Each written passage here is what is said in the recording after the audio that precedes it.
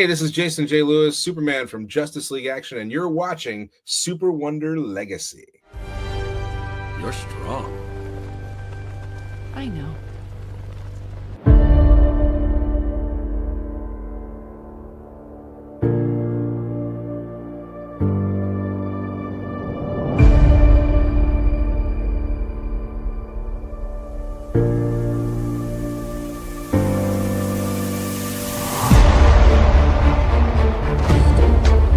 Are you a sight for sore eyes? It's nice to have someone who likes you for being you. It's okay. I've got you now. Just like in the movies. Welcome to Super Wonder Legacy. I am Jared. I am here with Britt. What's up, Britt? Hello, hello. And yes, Cameron, we will be keeping that intro. That is the new intro for the show. Of course, after we had Jason Lewis on the show, I had to ask that. I was like, I'm not gonna have the guy leave before I ask him, can you record a little thing for us? So I was like, all right, there you go. But today we are discussing Gambit and Rogue. Oh boy, this is gonna be a really good one because Gambit and Rogue, this couple is one of our most requested couples to compare on the show, Britt. Really?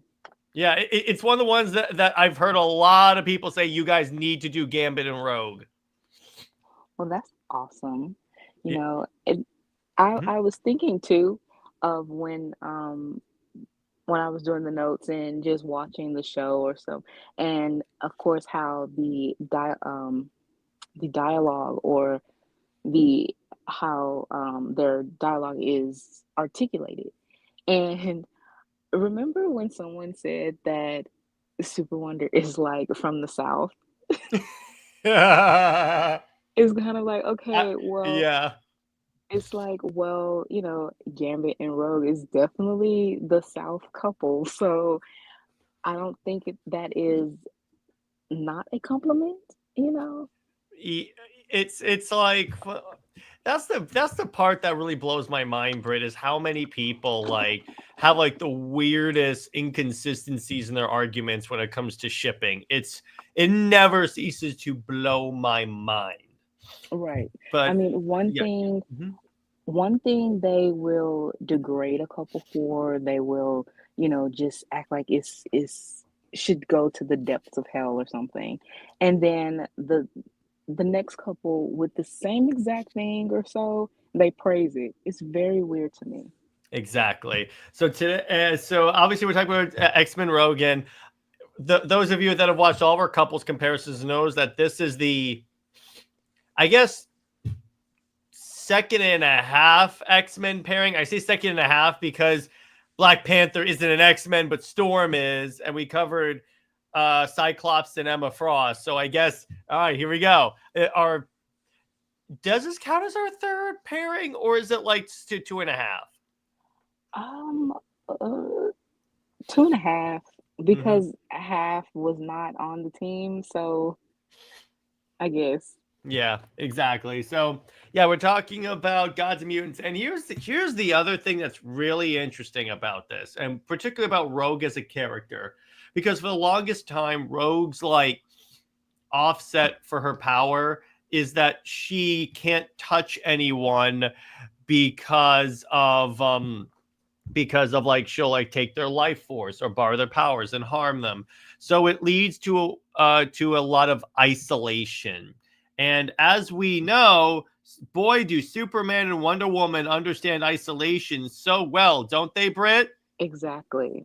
I mean, it's funny how we can compare these couples, and it's so many similarities, but the stark contrast is basically that this couple isn't traditional, but at the same time, it's a pairing that has merit, and it can stand by these official or traditional pairings. I really think those traditional pairings a lot of the traditional pairings need to go away because having like pairings that having like when people go, isn't it great that Superman is with Lois in every continuity? And I go, no, it's not. That leads to a hindering of story potential. But that also goes into, oh, it's obvious and predictable. And what parent do they always make it seem like it's a bad thing to be obvious and predictable? I know, right? Well, and the funny part is that they don't know that they're actually complimenting Super Wonder when they say it's obvious. I'm like, oh, so thank you. You do agree that they belong together. I really appreciate that. Thank you. It's a natural pairing. Again, it's a lot of contradictions. Oh, yeah, contradictions. The DC fandom, no. But so we'll continue here. So tell me, what is each couple at a glance? All right. So, of course, Super Wonder is of equals. You know, they are public icons. You have the ambassador, or and the reporter. You know, you have this sun and moon, the refugee and the immigrant. You know, just outsiders that are very powerful, but they have this. They're both put on a pedestal to be inspirational and guide humanity to be the best. Hmm. Um, so the romance is always, I would say that it's second, you know, and is really founded on founded upon their friendship first, and but at the same time, they are held under a microscope when they're together, especially by the fans, of course, because it's like, oh, will Diana just become Clark's girlfriend? Will she be reduced? And, you know, things like that. And then you have Roland Gambit that they have this, it's not toxic, it's just very dramatic and messy. But they are, you know, soulmates. And they it's kind of like they are each other's therapy, but in a sense of both of them are, um it's a give and take. And just like Clark and Diana, they learn from each other. Rogue and Gambit learn from each other, and they help each other, you know, through their trauma.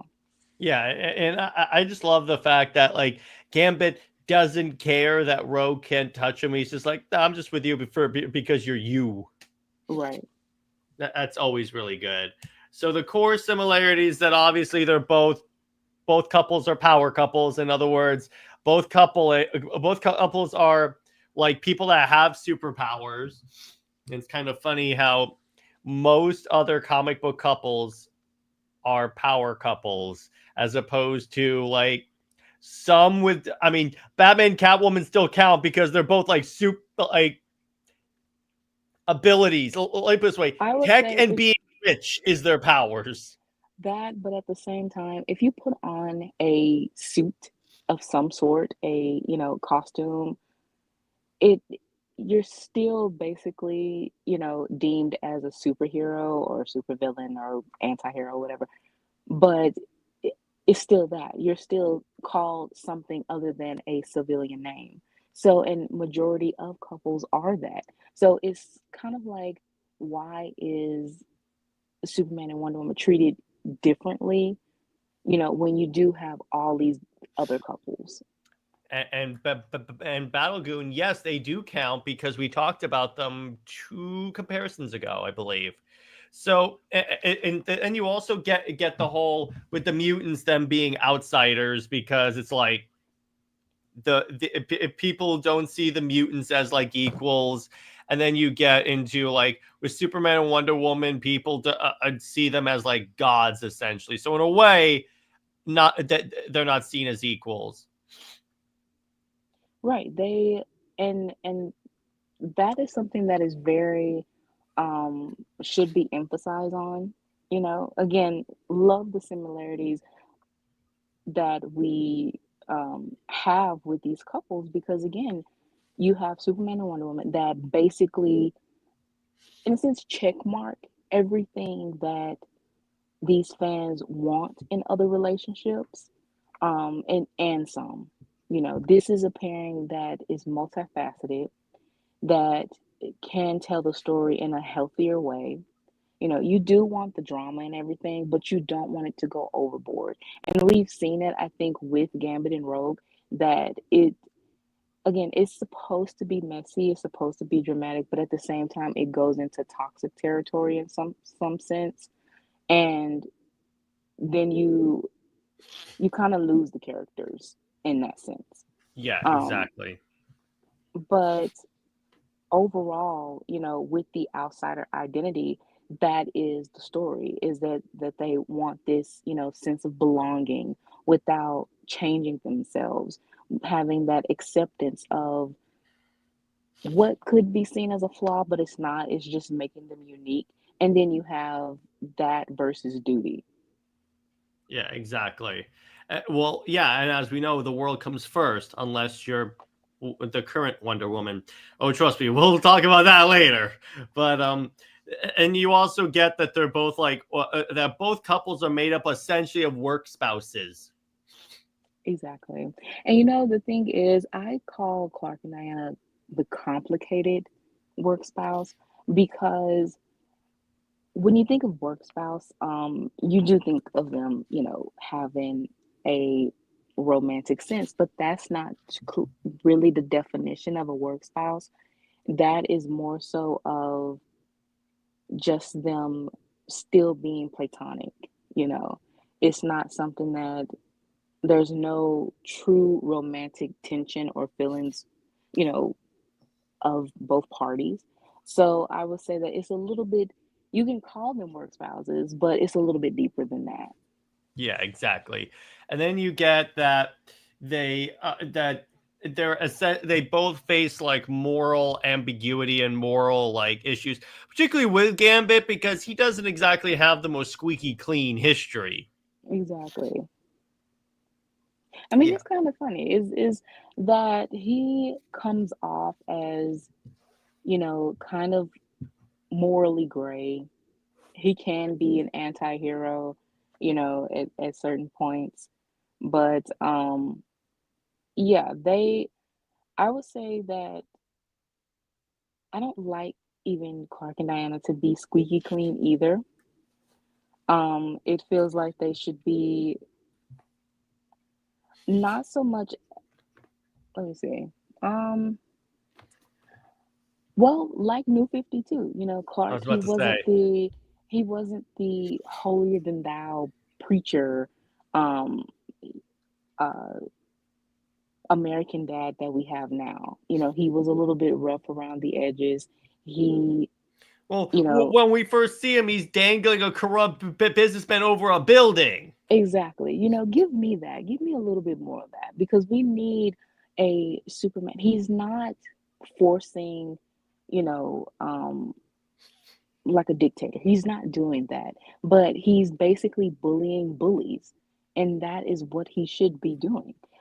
Diana, she is supposed to be like this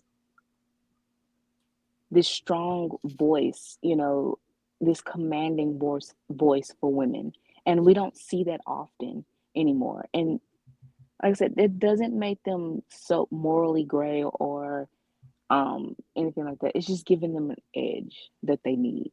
Yeah, exactly. So then we move on and they're also like obviously they've been depicted as together or at least close in many different media like items like games, movies, TV, Elseworld stories.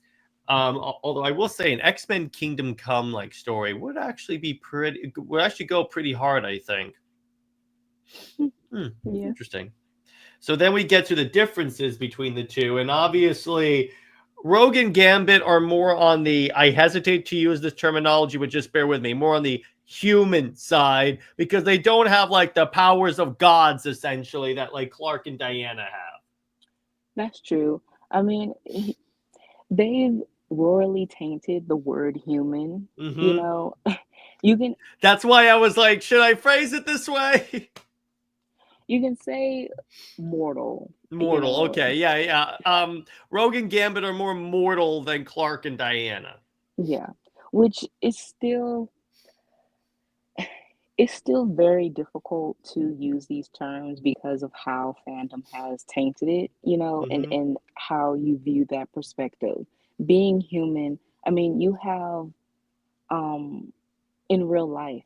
you know, pets, dogs, cats that have more humanity than humans do. They show more care for children, for humans with emotions and stuff like that.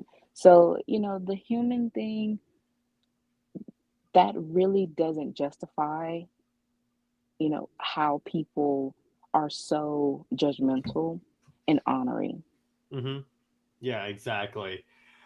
And then you also get, in terms of like the canonical gravity, it's like well, it's like the other thing is like Rogue and Gambit are like the like accepted couple, and Superman and Wonder Woman are like, for to use the terms of the antis, the black sheep, which that's not a problem, don't get me wrong, but I'm just saying Rogue and Gambit will always have that advantage over Superman Wonder Woman. Well, that's because again, they are still classified as a traditional couple. They weren't at first, a pair for the X-Men. They were on opposite sides, but it once they, started doing romantic ideas, that is something that has been played upon since the 90s or the 80s. I forgot. But, and it really emphasized, I think it really emphasized in the cartoon first, Mm-hmm. I would say and so. then it came within the comics. So yeah, that is the thing. Also, I see that a lot of the pairings that we kind of compared, except for, I would say, um Sue and Reed, and maybe T'Challa and Storm. Um, Hal and Carol. Hmm.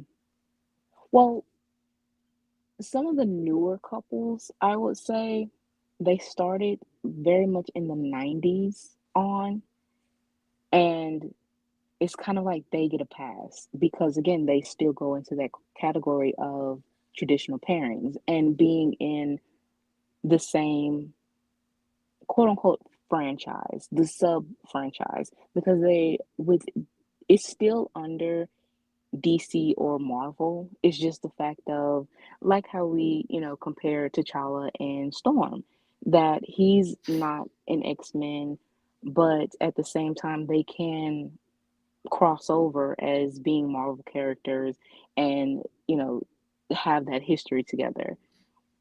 Um, Mm-hmm. then you have, let me see, Black Canary and Green Arrow. They were not a traditional pairing at first. Met in the JLA in the 60s and became a pairing to where now you do have Dinah reduced to Green Arrow's love interest in some sort of way. But yeah, they weren't a traditional pairing, but because it's been like there for so long, and of course the revisionisms, they think that that is a traditional couple, but it didn't start out like that. But with Clark and Diana, they are two main characters with their own IP. Mm-hmm. That's So true. that is a big crossover with, that's going into um probably a whole legal thing, Mm-hmm. and it can work, if you have the creative team behind it that's invested in it, but it just takes a lot of work to make them that couple that could be, stable. Um, but yeah, they would rather have these couples or Clark and Diana separated and go by default because that's easier. Yeah, exactly. And then in terms of like the romance, like Superman and Wonder Woman is more of they are both like equally powerful, as opposed to like the like uniqueness of Rogue and Gambit's relationship. It's more about like, hey, it's like we don't necessarily have to like touch in order to like be intimate or such, if that makes sense. Yeah, they are, like I said, it's more therapeutic, Hmm. that they understand each other's emotional trauma and they can help each other through that. Yeah, exactly. So, and then in terms of like tone, obviously it's kind of funny. Rogue and Gambit, it does have like the more like romantic tone, as you've said, but it also has it's sort of a darker tone compared to Superman and Wonder Woman at times, depending on the storyline. Yeah, it definitely depends on the storyline. I would say that X-Men, it has a more realism to it. Mm-hmm. It has a more maturity to it because of the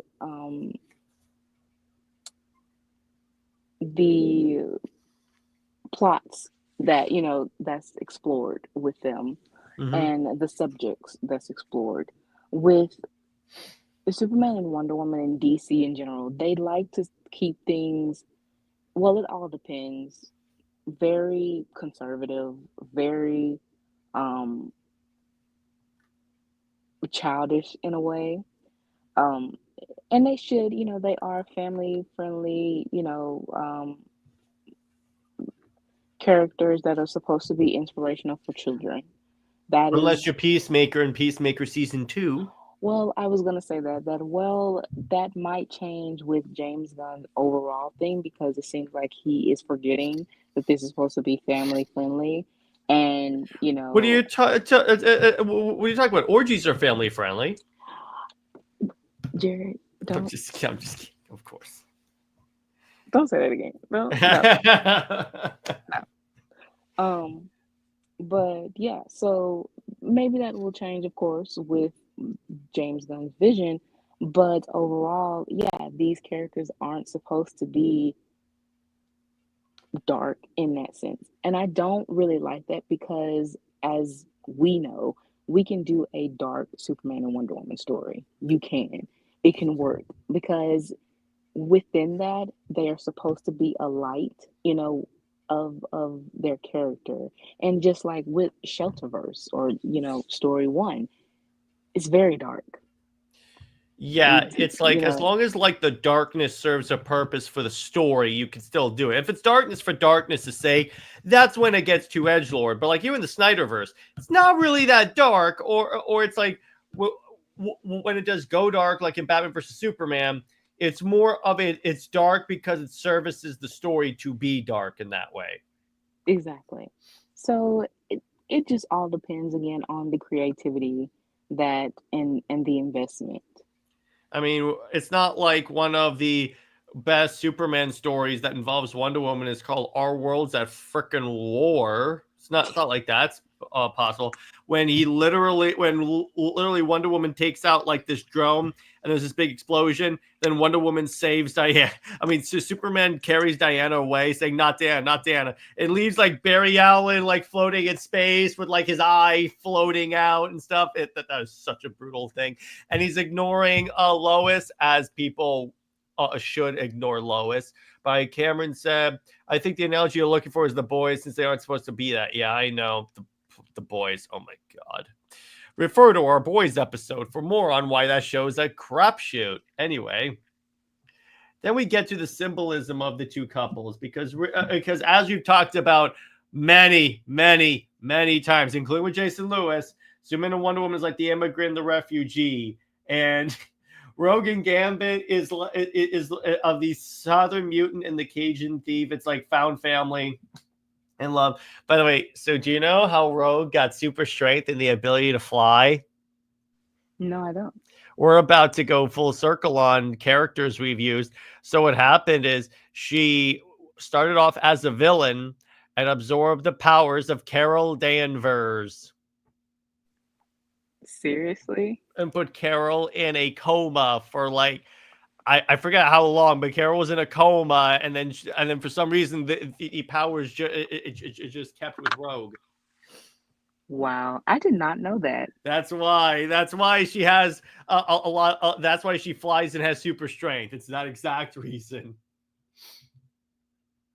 Well, the more I know, now I have to read that. It's so good. It's so great. But and then actually, because Carol and Rogue always had a very complicated relationship, because it's like Carol blames Rogue for like the coma and stuff, and her life getting like flipped around because even her powers went haywire. And it's like, but they came to a sort of mutual respect. I don't think they're friends, but it's more like, hey, I respect you, you respect me, we're solid. You know what? I didn't even know that they interacted before. So I'll tell this you is what, very interesting.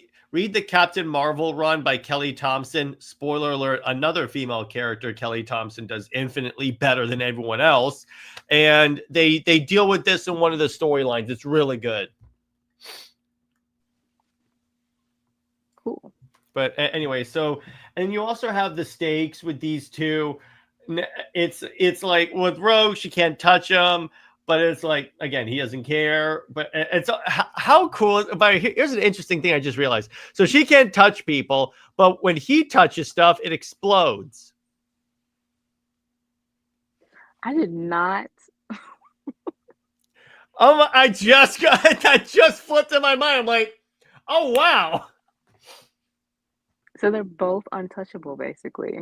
Well, I think his is more of he can control it, and I think they did retcon it or like change it recently so Rogue can touch people. But the point is, they both of their abilities relate to touch. That is really cool how that works out. It's very poetic. It's sad, you know, but Yeah. at the same time, Hey, it's Tomasi, that's how you create drama. Hey, what's up? Love, you just probably say don't have time to watch this episode since I have writing to do, but I'll give it a like and watch when you're done. Oh, of course. wow. That last part. Oh my god, that's great. I was reading it and I was like, oh, okay, there it is. There it is. My god. Again, I will never not be happy that I awoke in the anti-lowest part of the internet. That's so good.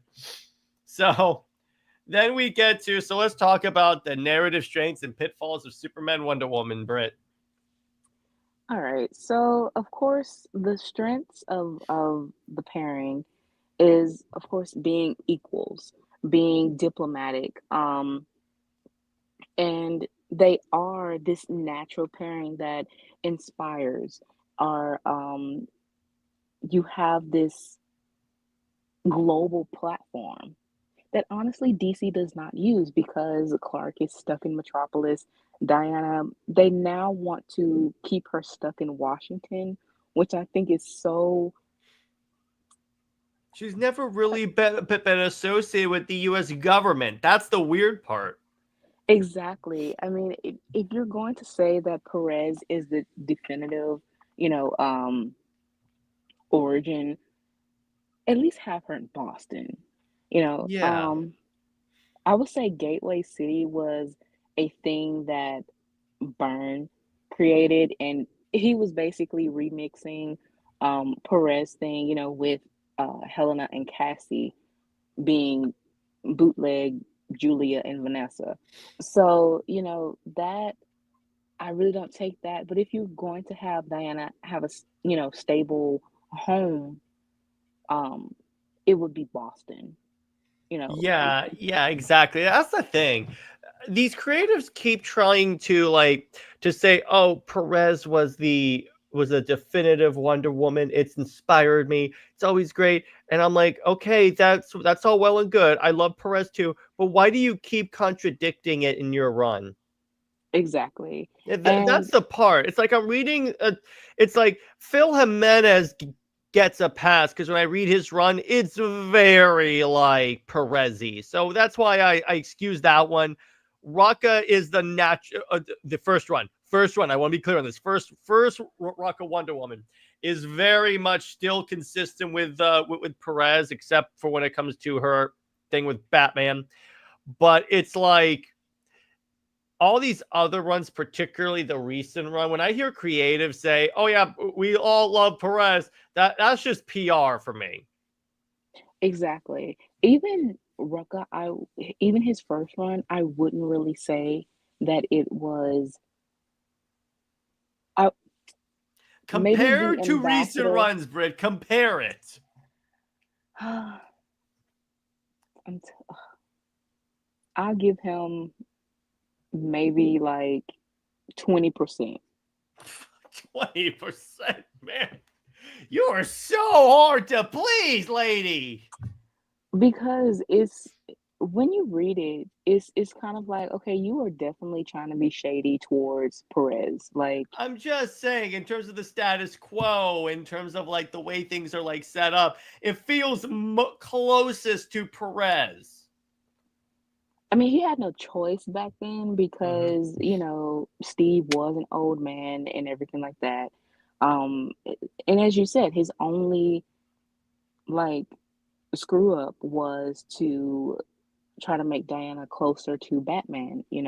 But having her as like the celebrity, he yes, she did have a public identity, and she was somewhat of a celebrity in a sense, of Perez run, but it wasn't to where she was this snooty princess that she relished in that celebrity status. She still maintained wanting to be of the people, with the people, but it felt like she, doing autographs and stuff, the cameras and all of that, it made her feel,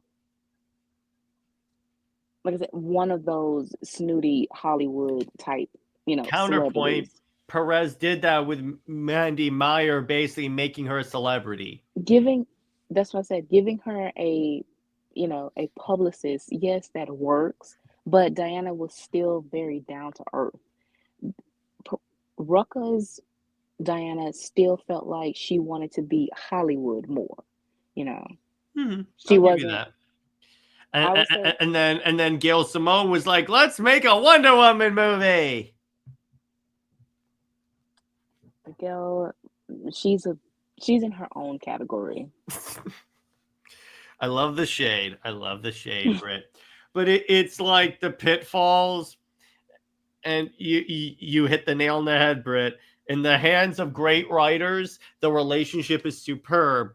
And in the hands of people that clearly don't understand what the word subtle means, I'm looking at you, Conrad, it leads to really hilarious innuendo. But in the hands of lesser writers, it is extremely easy to screw this relationship up. Oh, very. And especially when you have Clark and Diana. I mean, you want to talk about their humanity, you want to talk about them being kind, but yet they don't understand each other, or in a sense very antagonistic and unlikable towards each other. And it's just very uncharacteristic, and just like Mark Waid with Justice League Unlimited, the Wednesdays issue, Mhm. how he had Clark bring up Jason, and in that sense it was like a low blow that was unnecessary to Mhm. write, because mind you, Clark has a 10-year-old, now 20-year-old, that he let go with his psychotic grandfather, even though Jor-El should not be evil or psychotic, but whatever. And then John was put in a black hole, uh, and then tormented by his father's doppelganger and aged up. The only thing that Bendis didn't do was have John, Uh-oh, Britt, you said it. You said oh, it. You whatever. actually, it's the first time she has dropped the B word on the stream. Why did you say that name? Oh my God. I would say that he's not that bad compared to Tomasi. You clearly haven't read that Superman run, Britt. I saw a little bit of it. Honestly, Britt, it is so bad. I mean, Rebirth Superman is bad anyway. So what's to add to the pile? He implied that Lois and Lex were sleeping together. I mean, okay. It's so hard to make you not that's the funny part about Brit. It's really Cameron.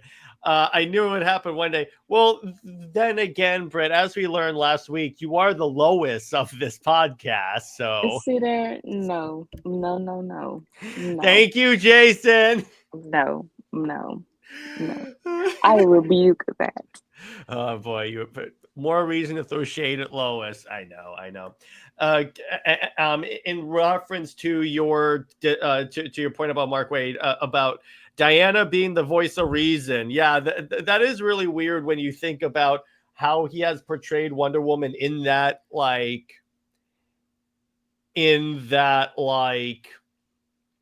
series and like Wonder Woman's world. It is very interesting to see that Diana was the one that's for lack of a better term, she's the adult telling him, okay, go on, you go to that side of the room, you go in that corner, and you are going to stay here until you figure out how to talk to each other. I mean, Diana is always playing den mother to overgrown man children, so that's not even a surprise. The thing is, Wade said that she is supposed to be the lead or the heart of the series, and we have yet to really get that from her.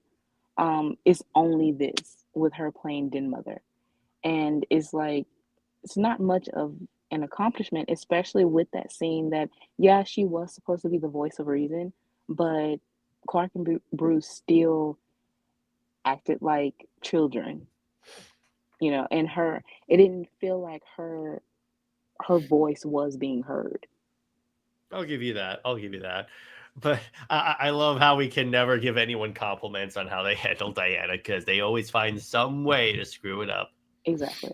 But it's the other thing about the pitfalls is that, and I'm sure, oh my gosh, if they have Clark and Diana fight in DCKO, this is going to be the discussion of the month on power scaling. And then it's editorial changes their mind so much. So it's it's like when you read when they finally but let's say they do put them together. Britt and I the entire time are going to be enjoying the book. We'll be like, oh, this is great. When are they going to break them up or inorganically? I mean, that's kind of why I'm kind of because it's inevitable. It's at first, you think, oh, it's inevitable for them to be together. Now it's inevitable to, when is DC going to screw this up? It happens. It happens. But it's hopefully one day they can put people on Wonder Woman that actually know what they're doing and that love the character. Because we all know that when you put someone that knows the lore and loves the character, guess what happens? She actually sells. Who knew? It's I'm going to tell you this. Absolute Wonder Woman is the worst in many ways. Obviously, Absolute Wonder Woman is the best thing to happen to Wonder Woman. In many ways, it's the worst thing to happen to DC editorial, because here's why.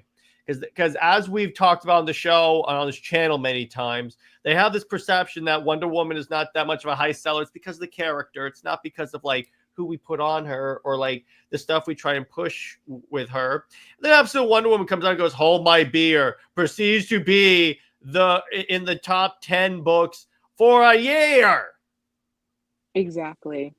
It's when it passes that year ranking, time period, that's when you can say it's not just because it's absolute. But who knows if DC's going to listen to that. But then we have Gambit and Rogue. So the strengths is that when you have these characters, and particularly with mutants, first off, you can tell a different story than you can with Superman and Wonder Woman, because Superman and Wonder Woman are largely accepted as heroes. Gambit and Rogue being mutants, there's always going to be one group that's trying to murder them just because they're mutants. And it's it's also it also adds a little bit in many ways. I'm sure it adds to like the electricity that they, for most of their history, can't touch each other. Right. I I would say that again, they for their strengths, it's all I don't really know much about the characters like that. The only, kind of just the cartoon, and some of the talk on Twitter now that I see, especially with what I guess Simone, her X-Men run has, generated a lot of talk and everything. But from what I see, yeah, their relationship is founded on emotion.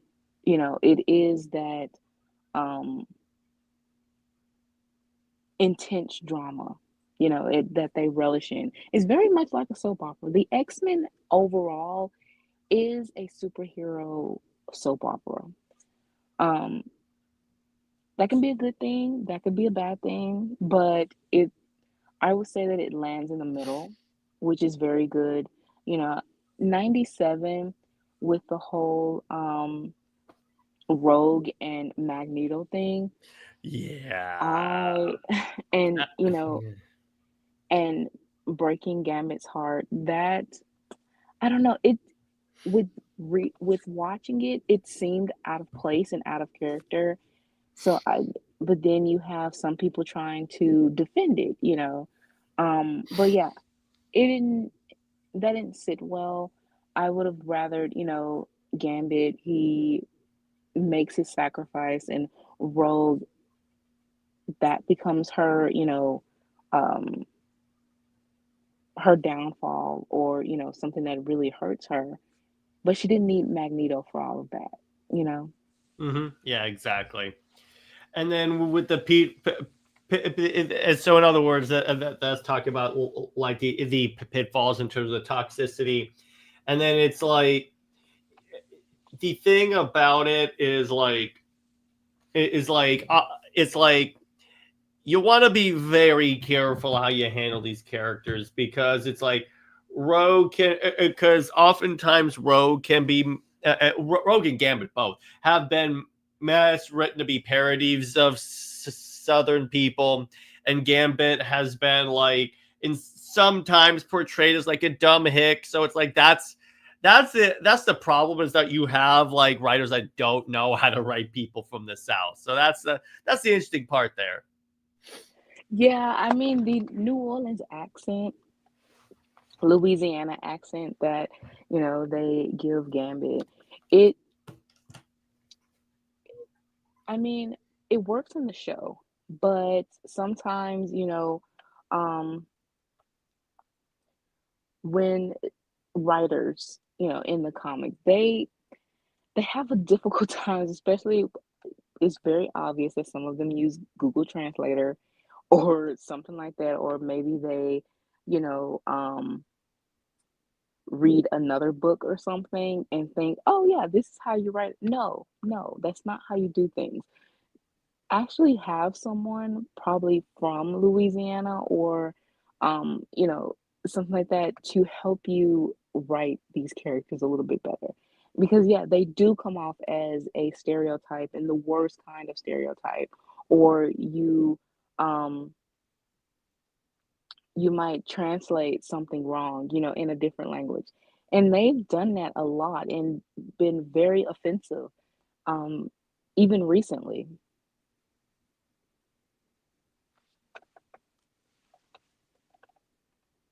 You're muted, Jared.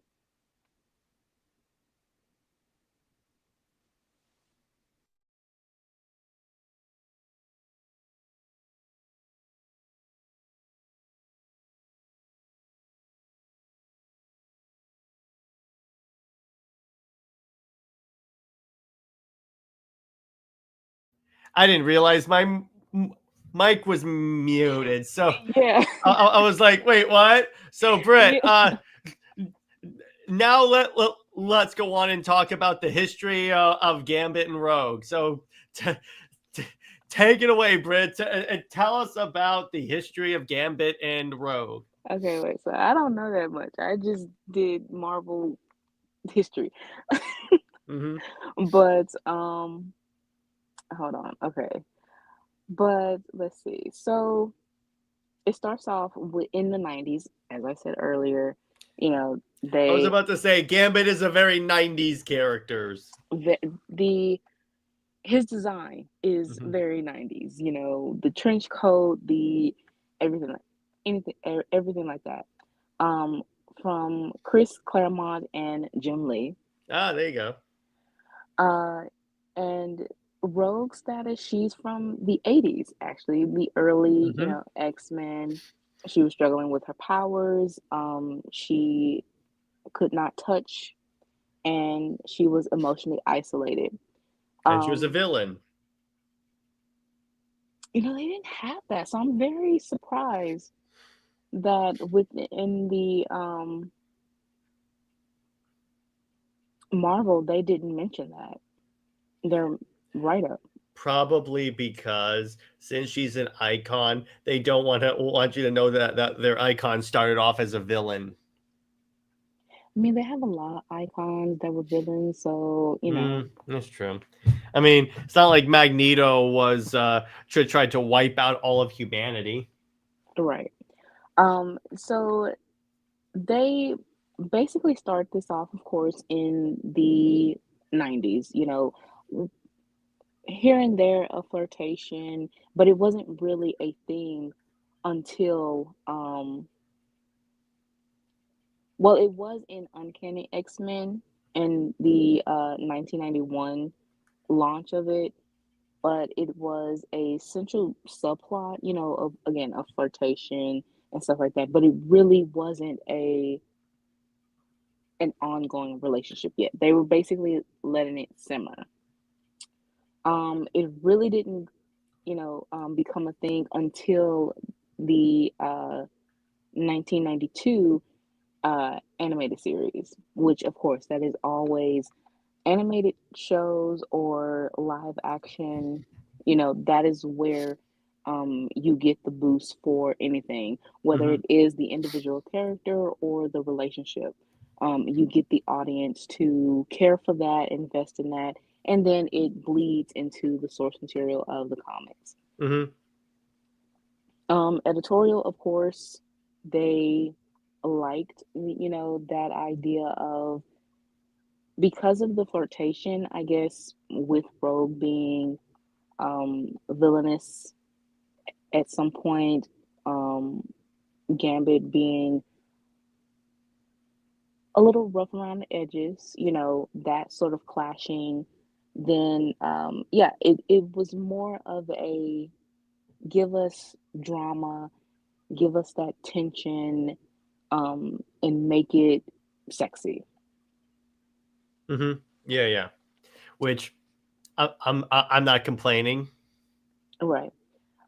Then you have in the 90s still, a lot of their development happened in the 90s. Mm-hmm. You have breakups and secrets. So you have that mellow teenage drama, or that, you know, first early relationship type, you know, Mm-hmm. things. So Rogue learns that Gambit is, I guess, leading a group of villains, I guess. He kind of was, I guess. Yeah. And he, during the mutant massacre, Mm-hmm. um, so that shattered their trust. And then she kissed him and absorbed his memories. Mm-hmm. So, and left him behind in Antarctica. Now Oh, that's cold. That's no, literally cold. yeah, exactly. It's like, okay, so you pissed me off so much, I'm just gonna knock you out and leave you in the Arctic. Very cold. Okay, so for years, a couple of years after that, their relationship was strained, and Rogue couldn't forgive him, and Gambit didn't want to be open up, you know. Uh, the fan response was very divisive with this. Some loved it, I'm guessing, thinking that, oh, this is just a bump in the road type thing. They'll get over it. Then others, basically, how, DC fandom is that you can't have relationship stumbles or you'll get harassed or death threats or something. Well, yeah, because remember, a lot of these people live out their relationship like ideals through these couples. Right. So you have that division. And Marvel editorial, honestly, Marvel, they're trifling. Um DC's Really? DC's editorial is more trifling, but Marvel is very trifling to the point of they like to play with the fans. They do. Hmm. They know that what is going to get the fan reaction. They know what's going to basically give them a lot of hate buyers. And even if it is a temporary stunt, they know that this is going to sell, you know. So it doesn't really matter. The controversy sells, and they enjoy that. They relish in that. So this is one of those things, you know. Then in the 2000s, it was the same thing. It was a on and off relationship. You know, they had their moments, but they weren't an official couple again. Um, Hmm. just, that. And this honestly is similar to Clark and Diana's relationship because Perez wanted them to be an official couple in the 80s. Um, Diana, she was new to man's world. So romantic feelings, she didn't quite understand it yet. And it was such a rush to her. Clark, he is a couple of years older than her within post crisis continuity, and he has had bad luck, with dating and stuff. So meeting someone that is very similar to you, that understands you, that's a rush for him. But it still was a little bit awkward. And Diana had very high expectations, you know. Um, Clark, he was characterized to basically put Diana on a pedestal, and that sort of was their downfall of their, budding relationship. What Perez wanted to do, he wanted Diana to realize that maybe she was having Clark on that expectation. Maybe she needed to calm down a little bit with those Hmm. expectations and give him another chance. But of course, Byrne totally screwed that up in Action Comics 600. So it just did not, come together of how Perez wanted it to be. He also wanted them to experience, the first together. And honestly, that would have been a very interesting story, and of course we could trust Perez to do this. But because of Action Comics 600, you had a division there. You had Alex Ross. He actually, that inspired him to have Clark and Diana as a couple in Kingdom Come. He actually liked them as a couple. It didn't um it didn't turn people away from Clark and Diana. It made them actually want them to be together. Now you do have people who use that, like James Tucker, to say, oh, they're not meant to be. But at the same time, you have to think of how Clark and Diana was characterized in this. And again, that disappointed Perez because you have, again, Clark belittling himself, having cold feet. You have Diana being a little bit too innocent and a little bit too, um, I would say, aloof to things, and it just wasn't, it was very awkward. And of Hmm. course, Byrne would rather have Clark, kissing underage girls than, you know, Yeah, So But did you see that? I think I sent this to you, but Byrne was like challenged about that, and he went back about how he like just he tried to justify the multiple times in his comics where he has underage characters kissed by, for lack of a better term, overage characters, and he had the creepiest like justification. And I go, and why does he get work? but also, why do people use his work to justify anything?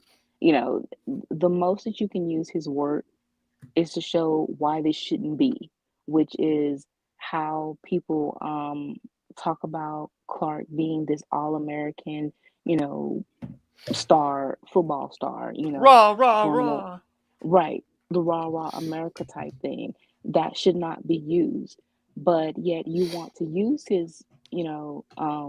his work to downplay Clark and Diana's relationship. Well, that caused them to have this on and off thing, very distant for a while until Kingdom Come. Um, and that is pretty much how Rogue and Gambit's relationship was. It was very on and off. You had these hints of a romance, but it just wasn't the same um, Hmm. because of how editorial or whoever wrote that certain storyline pretty much just messed it up. And like I said, you can have these stumblings in, the relationships, but it's certain things that just go too far out of character that ruins the relationship for a while. And it takes a while to really mend it. So you have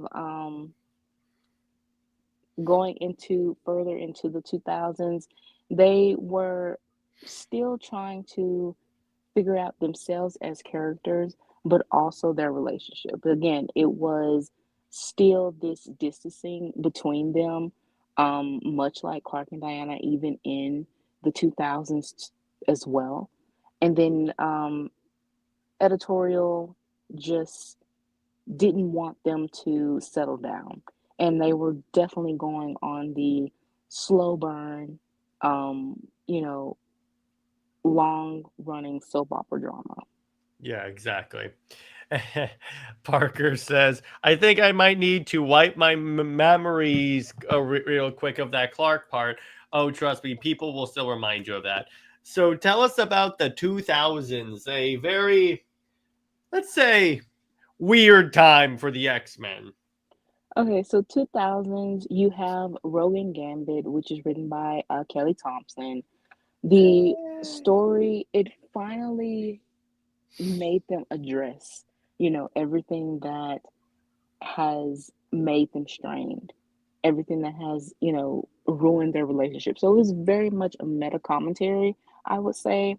Um, and so they wanted to, now make this official, make it work.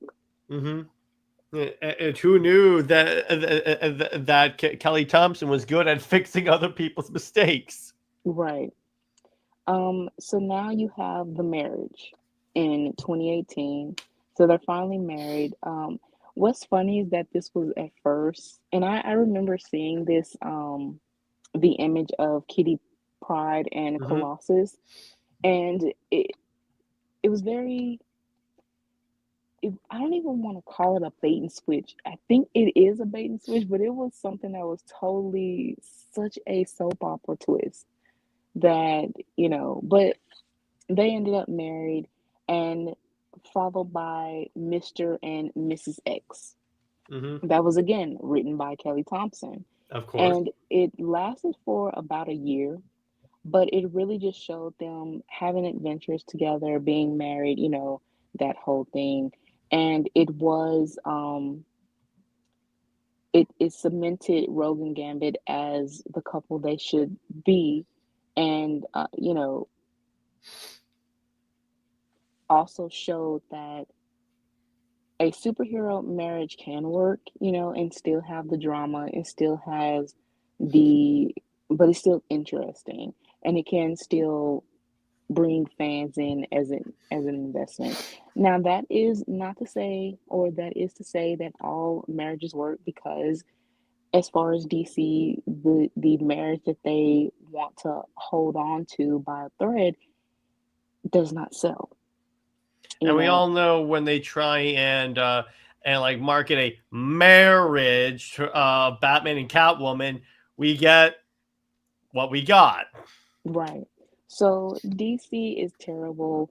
Marvel, and this is why I'm saying Marvel is trifling, but at the same time, they know how to play the market. They know how to play the fans and have them when they get it right, they get it right. And it's like this is why Marvel is number one still. They can have their fumbles and everything. That's debatable, honey. That's debatable. They can have their stumbles, and as I said, they are trifling, but they still remain number one, though. Because they publish significantly more comics than DC does, though. Even if DC published more comics, their sales will still be horrible. We're gonna have to disagree on that one, but it's like you need to understand, Marvel floods the market with books that probably should not exist. So let's just go, and also the MCU helped. That is very true, Cameron. But it's like Marvel literally floods the market with books on like there's so many different X books. Oh my god! Plus it's also the X-Men. True, but again, they still know how to play the market that DC can't.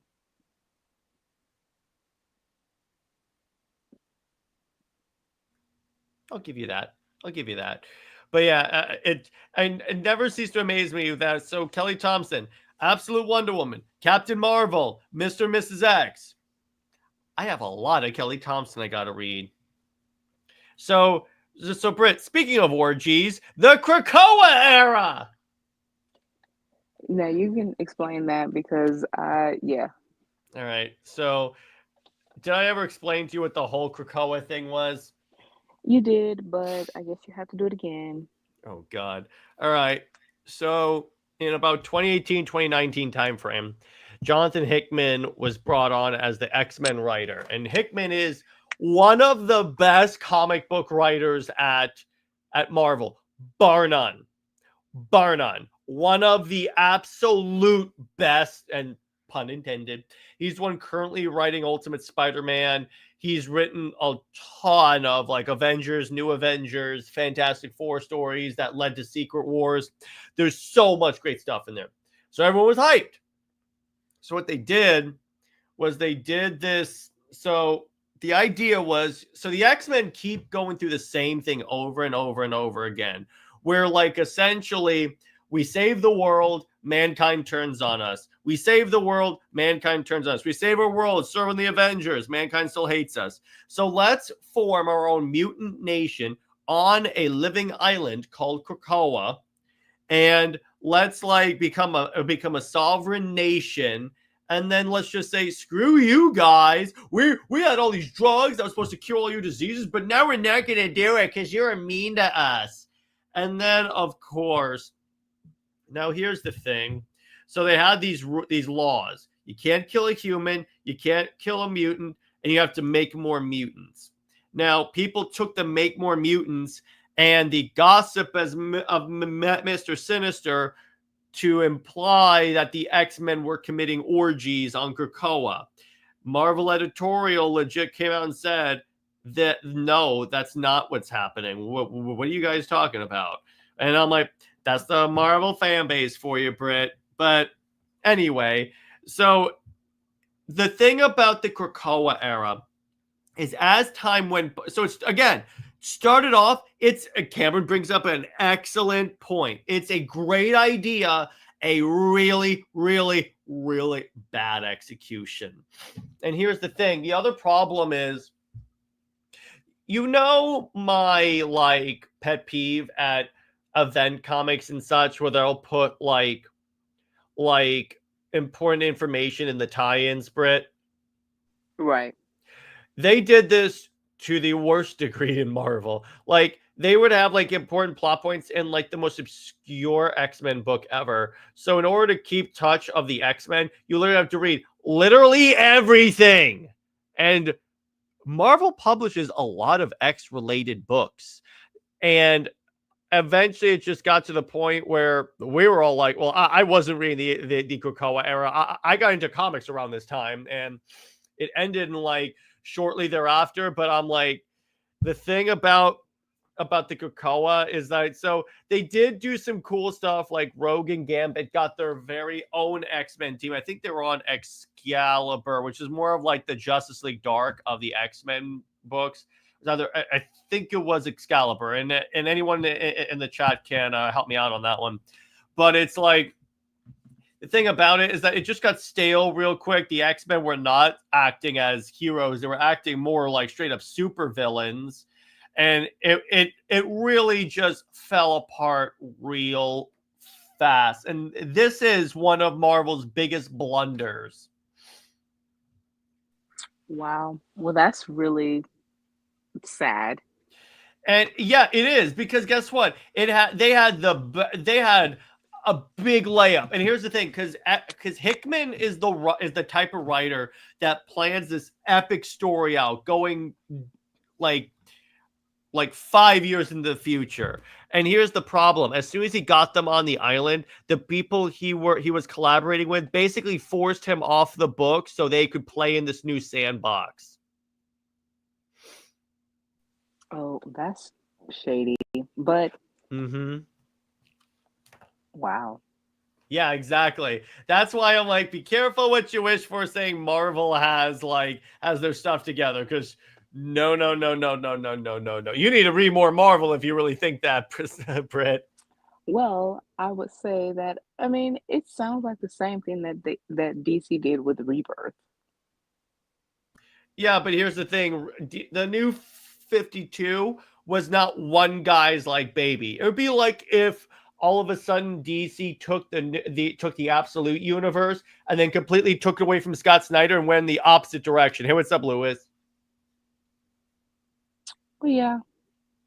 It's essentially that. But it's like, but going to Rogue and Gambit, it's like, I did really. Oh, the other thing that they did, Brett, is now death was meaningless because they could literally respawn any mutant that had died.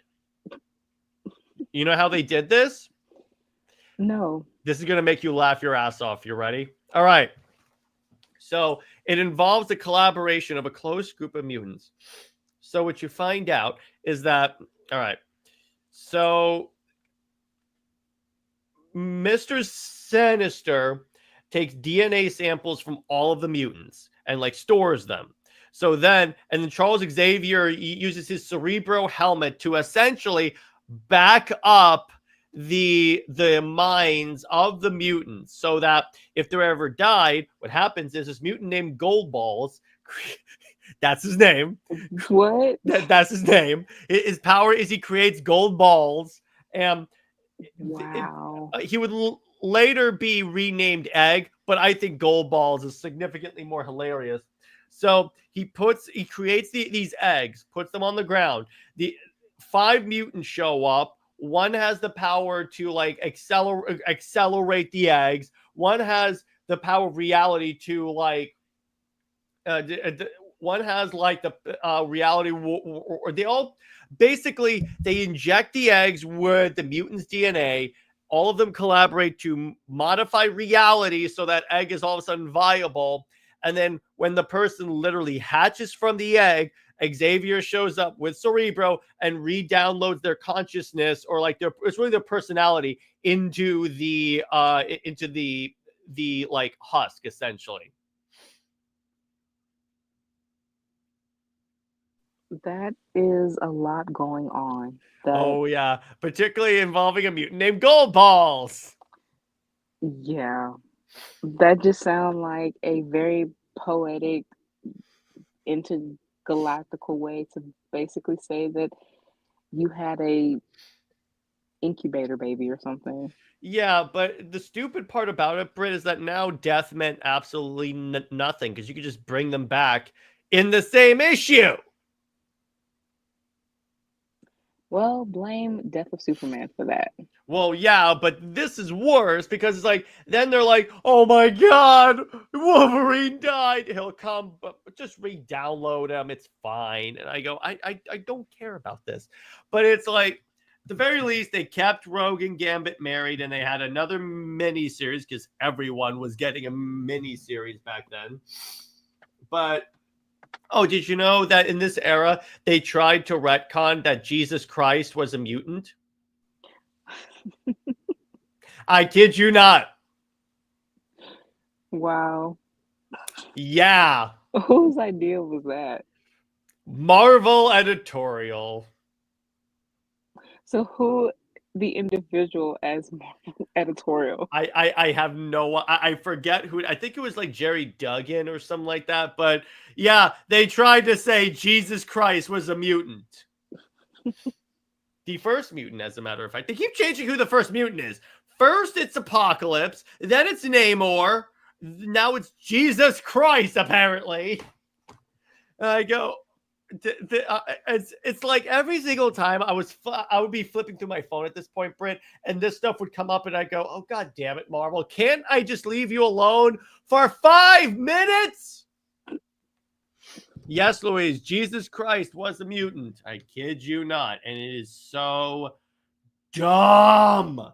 Until recently, so the reason why Simone is on X-Men is because they completely they were like, nope, they're not on the island anymore. Undo the island. And then we got like a bunch of other X-Men books that everyone's like, this sucks because it's just boring. So it's like recently the X-Men haven't exactly been getting their groove back, if you know what I'm talking about.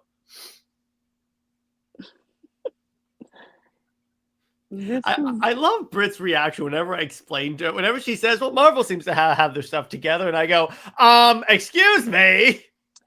Well, as I said, they are trifling. Like, that is they're doing more than trifling, Britt. They're in the middle of a full sprint over a field of thumbtacks. Yeah, but at least it's wacky and it sounds far more entertaining than DC's Bore. So did I mention that they made it so Mystique is Nightcrawler's biological father?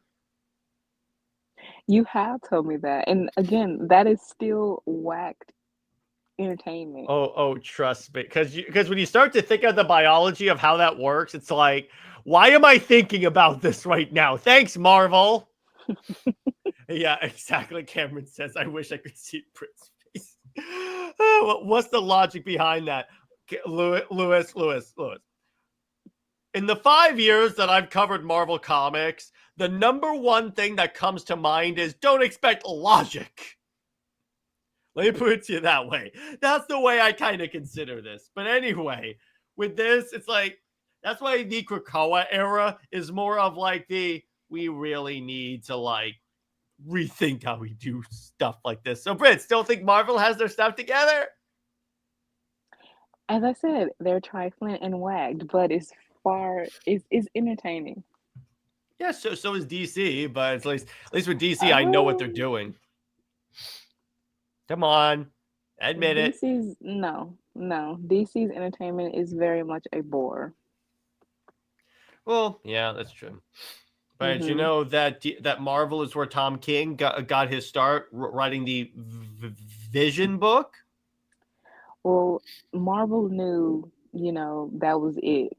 Well, here's the thing. King works better as a Marvel writer because this whole bringing these characters down to earth and giving them all like issues, that works better at Marvel than DC. And he said it. He's like, I'm a Marvel writer that works at DC. Then I go, then go right at Marvel.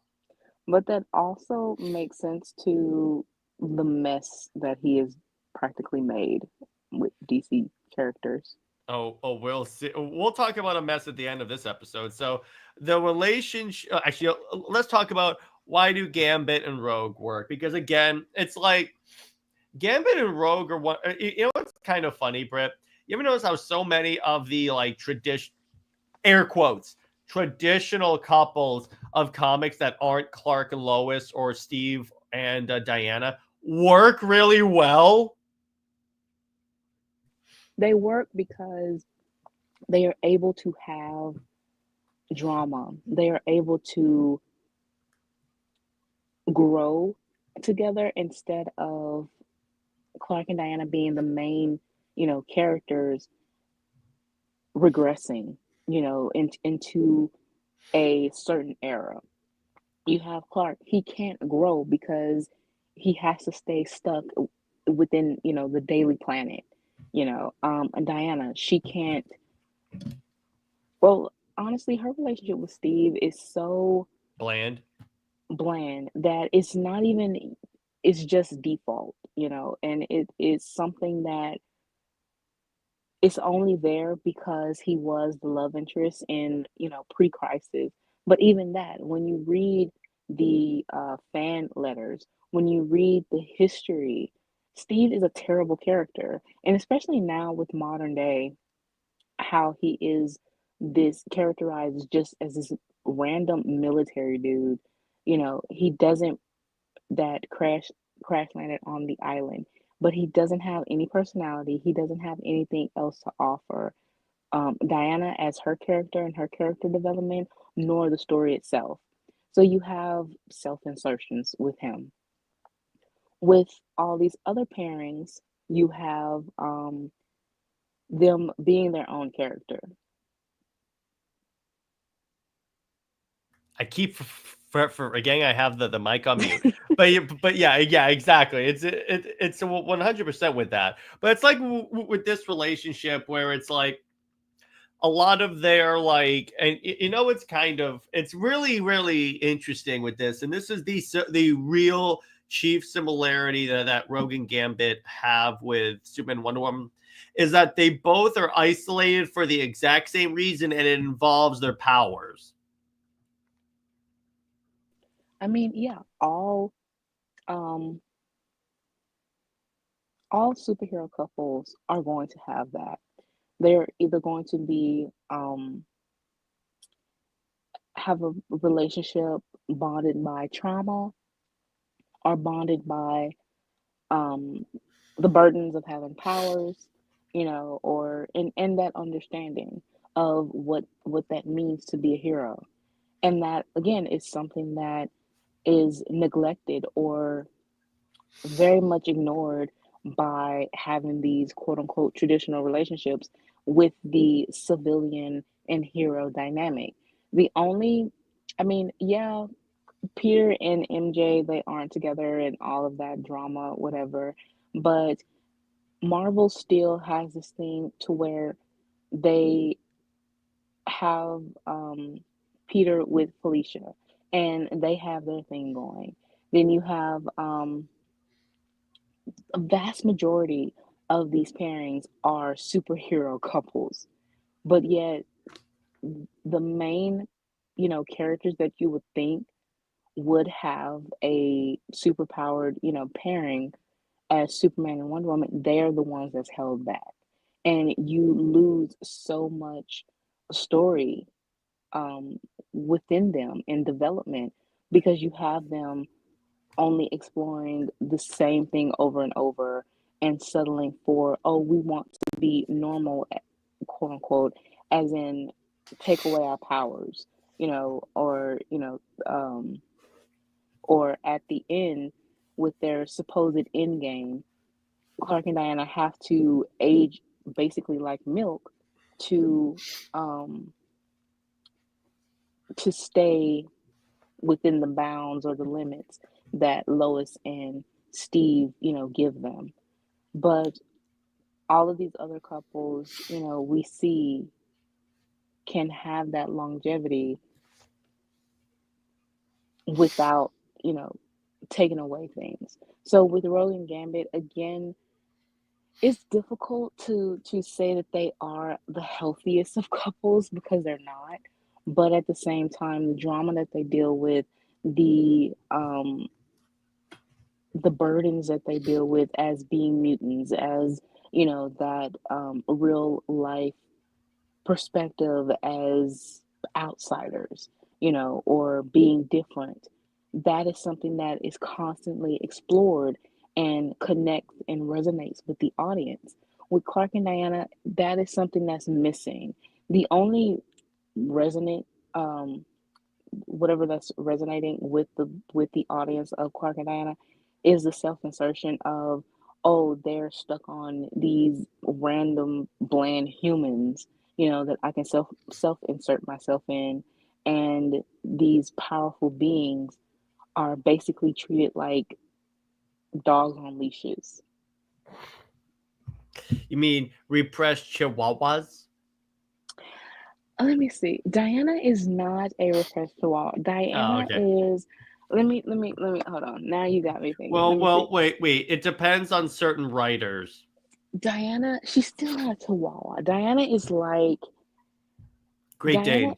Well, actually, not No, Greyhound. Diana is Diana is actually a fluffy Pomeranian. I could go with that. And Lois would be a pit bull, except in the worst ways possible. No, because pit bulls are actually vicious. I would say that Lois is probably a pug. And And Clark, I take it Clark's a golden retriever. Clark is a golden retriever, but at the same time, Clark he can probably be a repressed chihuahua sometimes too. Mm-hmm. I would say Rebirth. Rebirth version of Clark is definitely a repressed chihuahua. Definitely. Hell yeah. So then we have the legacy of the relationships of Gambit and Rogue, and it's like they are pretty much like the mutant couple, because even like Jean and Scott, they break up every time Jean dies. So it's like this is the one that's actually the most stable. And it's like, here's the thing. And this is one of the things when I had Comic Historian on my show, RIP, one of the things he said, and I say this all the time on my show, is that, look, if you marrying two characters isn't the problem. When you marry and stick two characters with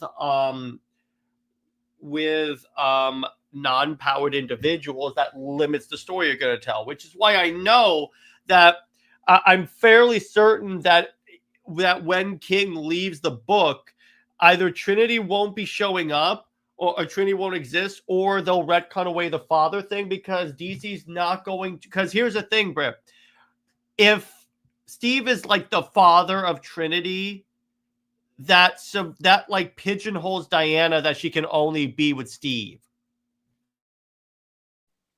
And baby trapping Diana is the most sexist, misogynistic thing you can do, especially with what her character represents, which is basically fighting against the patriarchy and fighting against baby trapping and everything, women, and having that stereotype of the only thing a woman is good for is to be a mother. So I would say that because Trinity and Steve is like non-existing and irrelevant in any other, every other book, and Trinity's solo it was DOA, already. But because I could have told you that. yeah, because it really has shown itself to be DOA and the sales are just embarrassing. Mm-hmm. I would say that, yeah, right when King is off this book, they will start retconning. It's the same thing they did with his Batcat. Because it is utterly hilarious, Britt. So the way his back, literally because I had this trade, obviously in light of the WonderWoman run, I literally sold all of my Tom King trades, except for a few that I forgot about. But anyway, the last page of his Batman run is literally Bruce and Selena meeting at a bar, just hanging out, very happy in the relationship. The next issue, when the next writer, she's broken up and with someone else. Exactly. So I'm like, yeah, it's inevitable, and they're not gonna want him. Now they may give him a like essentially a Batcat series where it's like it's out of continuity, but it's like so he can conclude this, but it's not going to be anything like that. That's why I'm like, it's just a waiting game. By the way, Louis says, I know you guys are talking about working again, but I really hate the Magneto and Rogue thing. Trust me, we talked about that. Oh, don't even get me started on Namor and Sue. Namor is the Lois Lane of Marvel. It's so funny that they are going to have, I guess, Neymar and Sue having some scenes in Avengers Doomsday. And this is me, Britt.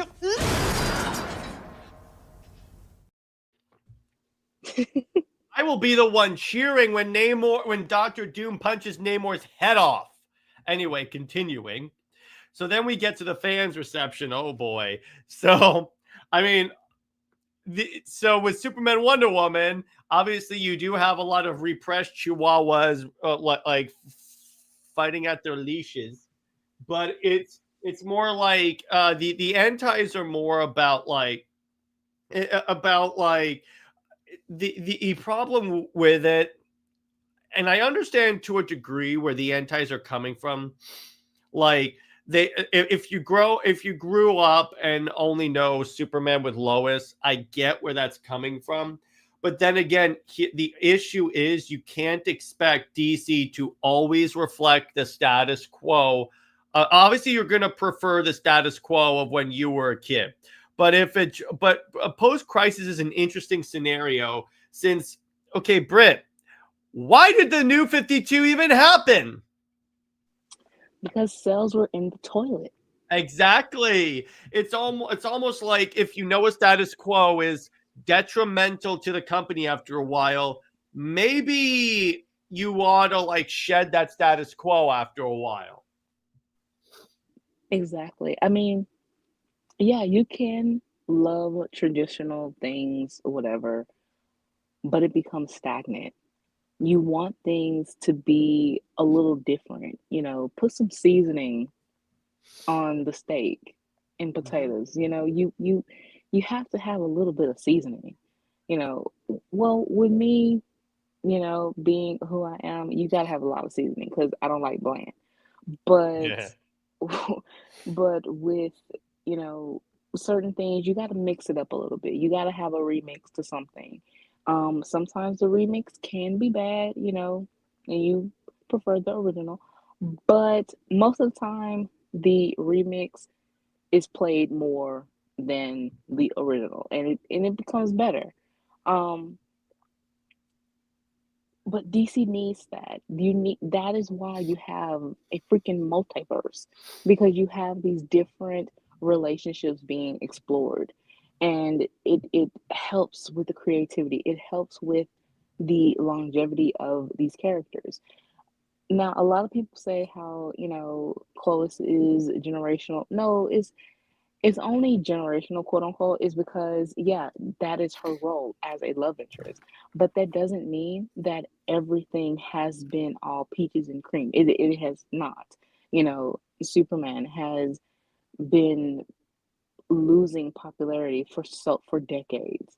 They had to kill him off for people to care for him again, and that still didn't work.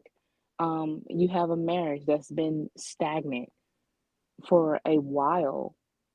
And again, that's why they got rid of it. Been wanting to get rid of it since 2000. I would say they wanted to get rid of it a year after it happened. Morrison and Wade came up with the Superman 2000s pitch. Um, and then throughout the early 2000s, they tried to make it work, but you have Lana and Diana being like the go-to teases. Um, then I believe it was 2006 was when the DO really wanted to get rid of the marriage. That didn't happen. So you have a full reboot, and you have in 2010 where that really gave you that clean slate. Did it last? No, because Dan Jurgens um, got clout from DCEU, especially when they wanted to do the marriage to Chloe's, but also um, end up with the Bat Kid. So that, like I said, that gave Jurgens clout, and he, brought John in. But even that, John isn't a character that people care for. anymore. They're still stuck on the kid version, but that is also the kid version is stuck leeching off Damien. So he's not really an individual success, I would say. And the marriage is still just there by default, but it's not really anything that's bringing, anything new to the franchise. So what you're telling me, it's like how like you have like Trinity that really is only successful if she's associated with the Super Sons, is what you're telling me. Because if you notice, you Right, like how was the Trinity book marketed, Britt? right. Well, it is Yakko, Wacko, and Dot. No, but it's like they made it seem like, or at least King and Ortega made it seem like that Trinity was going to be hanging out with the Super Sons, but it's just they're chasing corgis. Well, the Super Sons are the corgis, so Mm-hmm. they aren't their human form, but yeah, the corgis are them. Um, and it's still, yeah, Diana is nowhere to be found. It's just them as corgis and looking for Steve. I Which, just love the AIPT review where the first thing they mention as a negative is the Steve obsession is getting old. I mean, we could have told you that. Like, Yeah, it's almost like we have been telling you this for like, let's see, we do 52 episodes, so and the run's been going on for a year. So okay, so we've done blah, blah, blah, blah. I'm not a math teacher, but it's like every episode we've been doing. right. And it's really funny how everything, with being Super Wonder fans, apparently, it's automatic that we don't care for Diana's character. We don't know her character. And, we're just bad seeds and everything like that. But yet, everything that we have said, and it's obviously documented within the episodes, it comes to fruition. Mm-hmm. It we are proven right.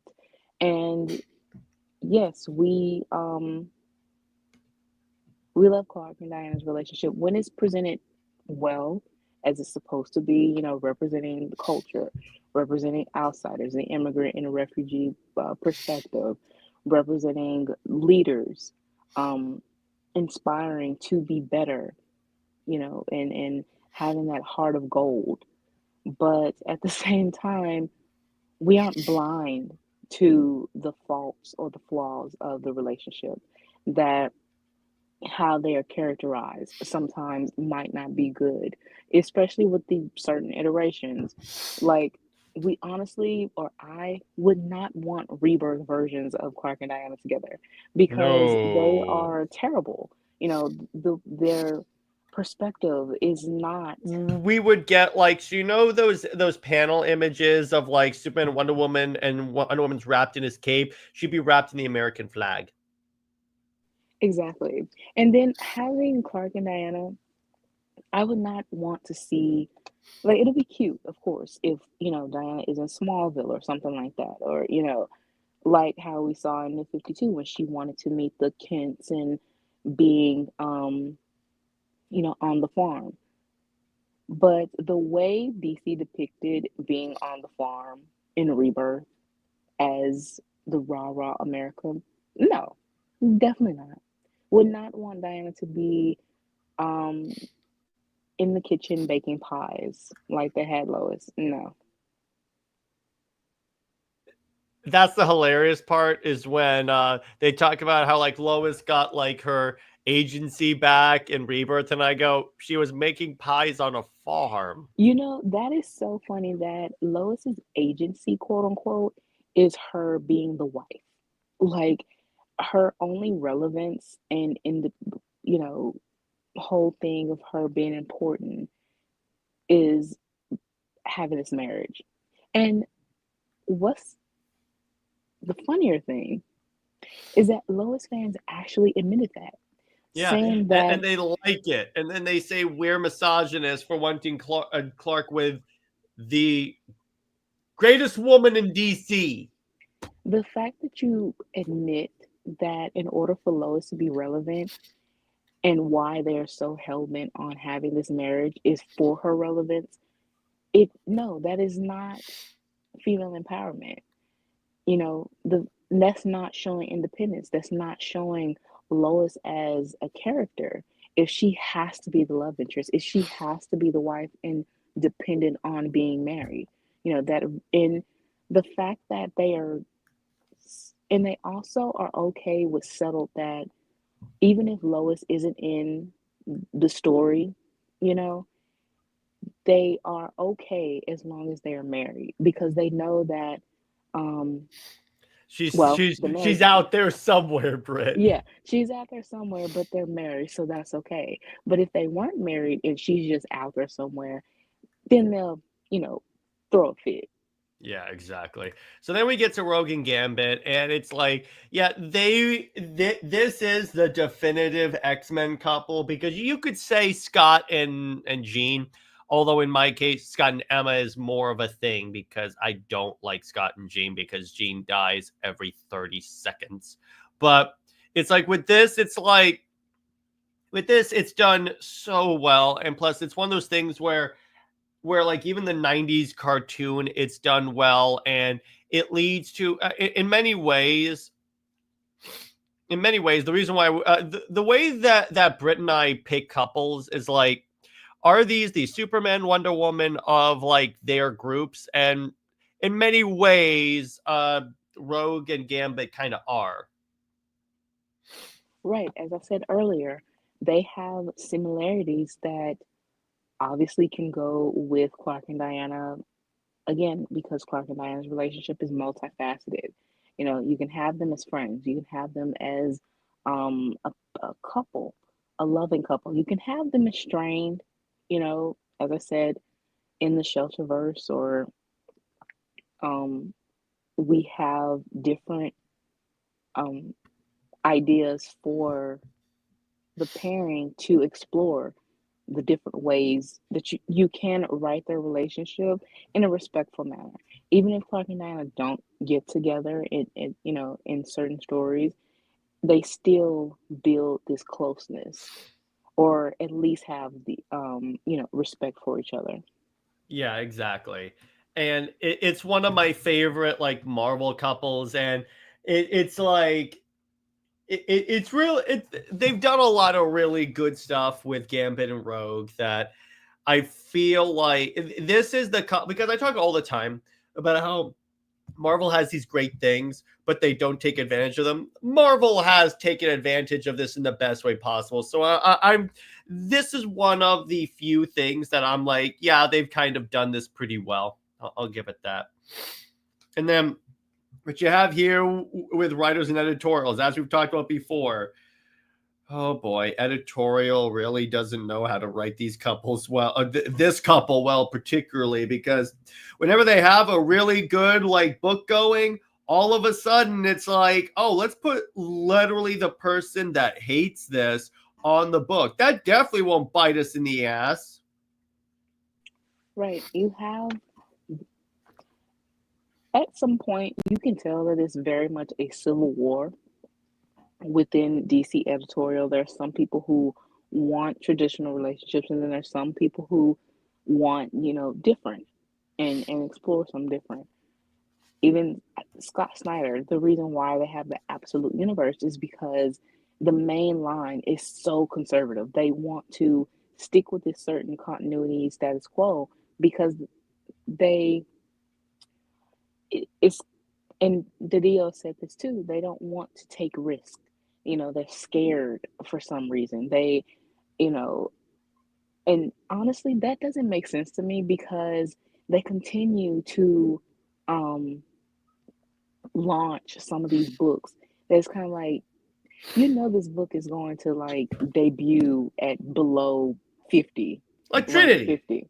Yeah, like Trinity, or even just random books that doesn't make sense. I mean, you can have all of these back books, but these sub books just doesn't make sense. Well, Like, here's the thing.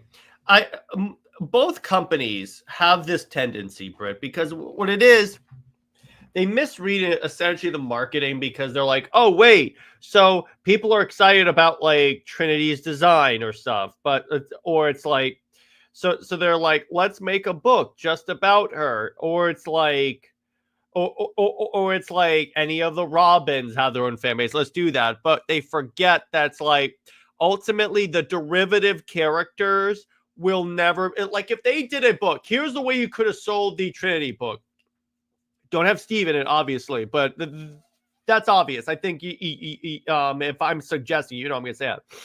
You make it a WonderWoman and Trinity book where where you see like little vignettes in Diana raising her daughter according to Amazonian ideals. This is the way I would do it if obviously I had to keep Trinity. And I could do that book because with there, you can retcon away Diana being a horrible mother that was established somehow in both series, and you can sort of make it where like Diana, where like you can further make it so this Trinity will never grow into the adult Trinity and stuff. That's kind of the way I would do it, at least. Assuming I had to keep the character. Honestly, I don't even know why you're obligated to keep the character. I would honestly just. Well, yes, obviously I would trash her, but it's like if like so something happened and they said, hey, it's like, hey, if like DC told me I had to keep her, that's how I would like at least try, and obviously I would retcon it that like Diana, that like Steve was never like never involved. Like, so the way I would do is, I don't know if I told you this, Britt, but what I would do is make it so you revisit that scene. And by Lewis said, thanks for stopping by, brother. So what I would do is, so Diana puts like Steve's thread on her, and it doesn't work at first until Hippolyta comes down from the clouds and says, Diana, surely you know that in order that the clay origin worked with you because I didn't involve anything from a man. That's the way this has to work. If you want a daughter this way, you have to do it the way I did. Yeah, honestly, that should have been a stipulation of You should have. But the thing is, it definitely takes away Diana's uniqueness, because creating a clay baby period, for Diana, honestly, the way she was created is supposed to be a one-time thing. Mm-hmm. It should be a one-time thing, and it should be just that one-time gift and miracle, because the origin of that, of her birth being that she was already the soul of an unborn child, Mm-hmm. and that connection to Hippolyta being that mother, the cave woman who was killed, and her and her baby, reconnected.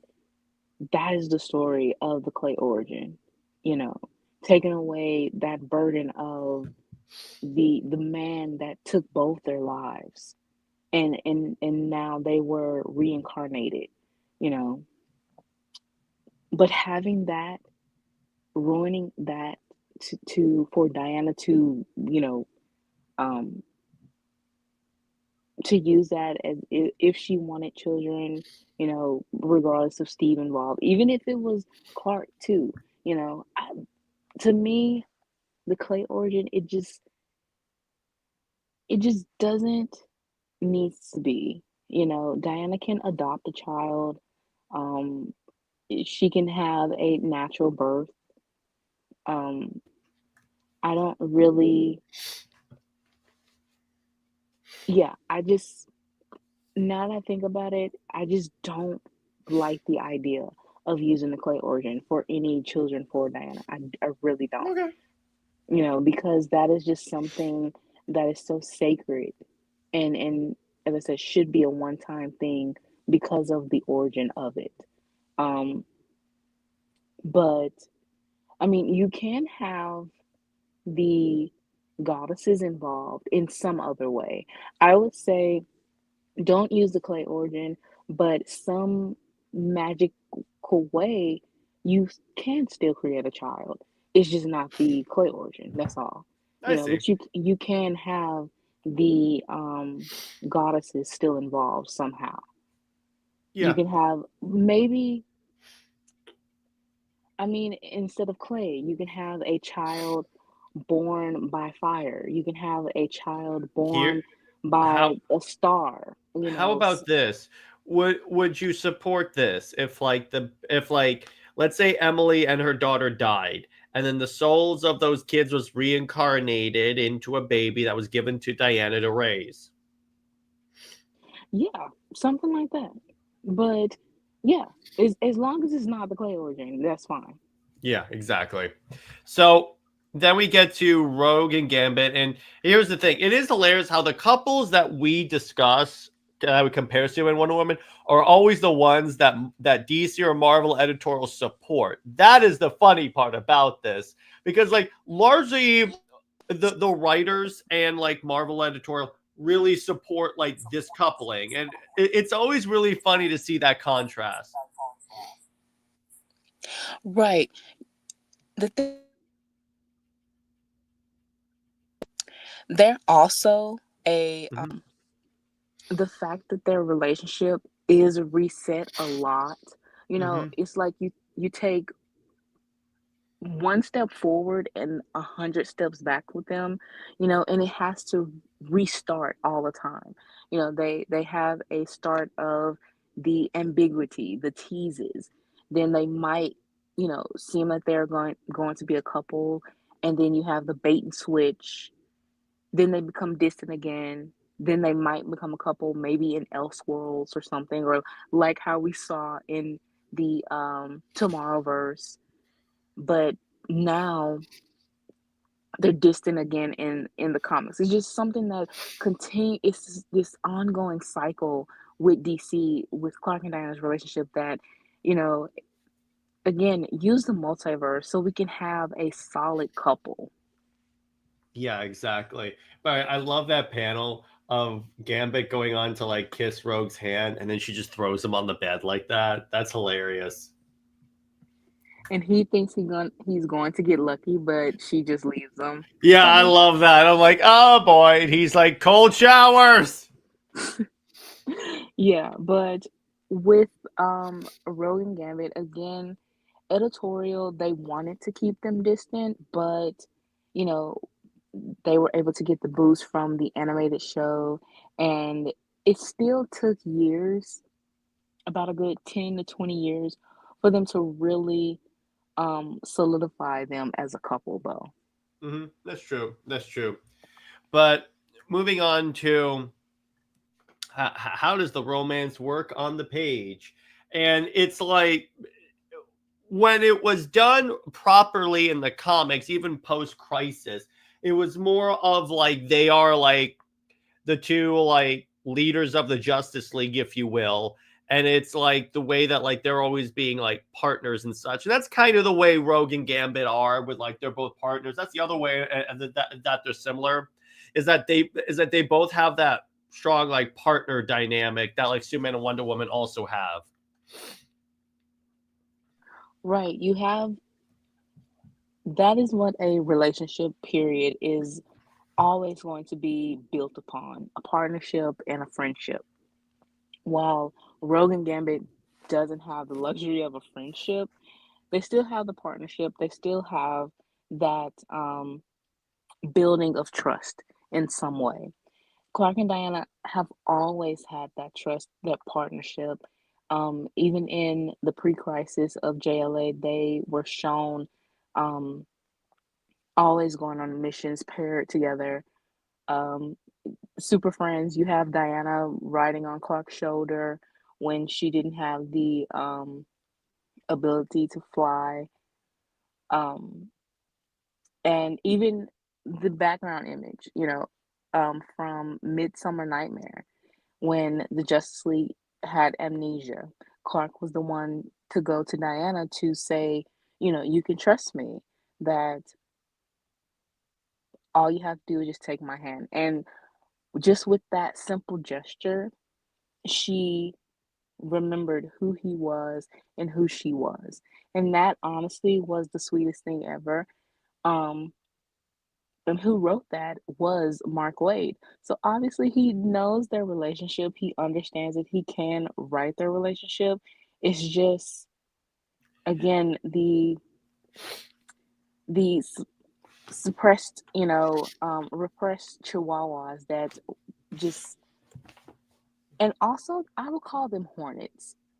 They're very much No, hornets. they're not just hornets, Brit. They're murder hornets. But it's like, Yeah. here's the thing. That's the weird part about reading recent Mark Waid stuff, because I have a bunch of his books on my pull list, like Justice League and Batman, Superman. But it's like he knows how to write Diana really well with like Kingdom Come and all this stuff. He's written Diana extremely well in the past. That's the weird part. I'm like, what's going on here?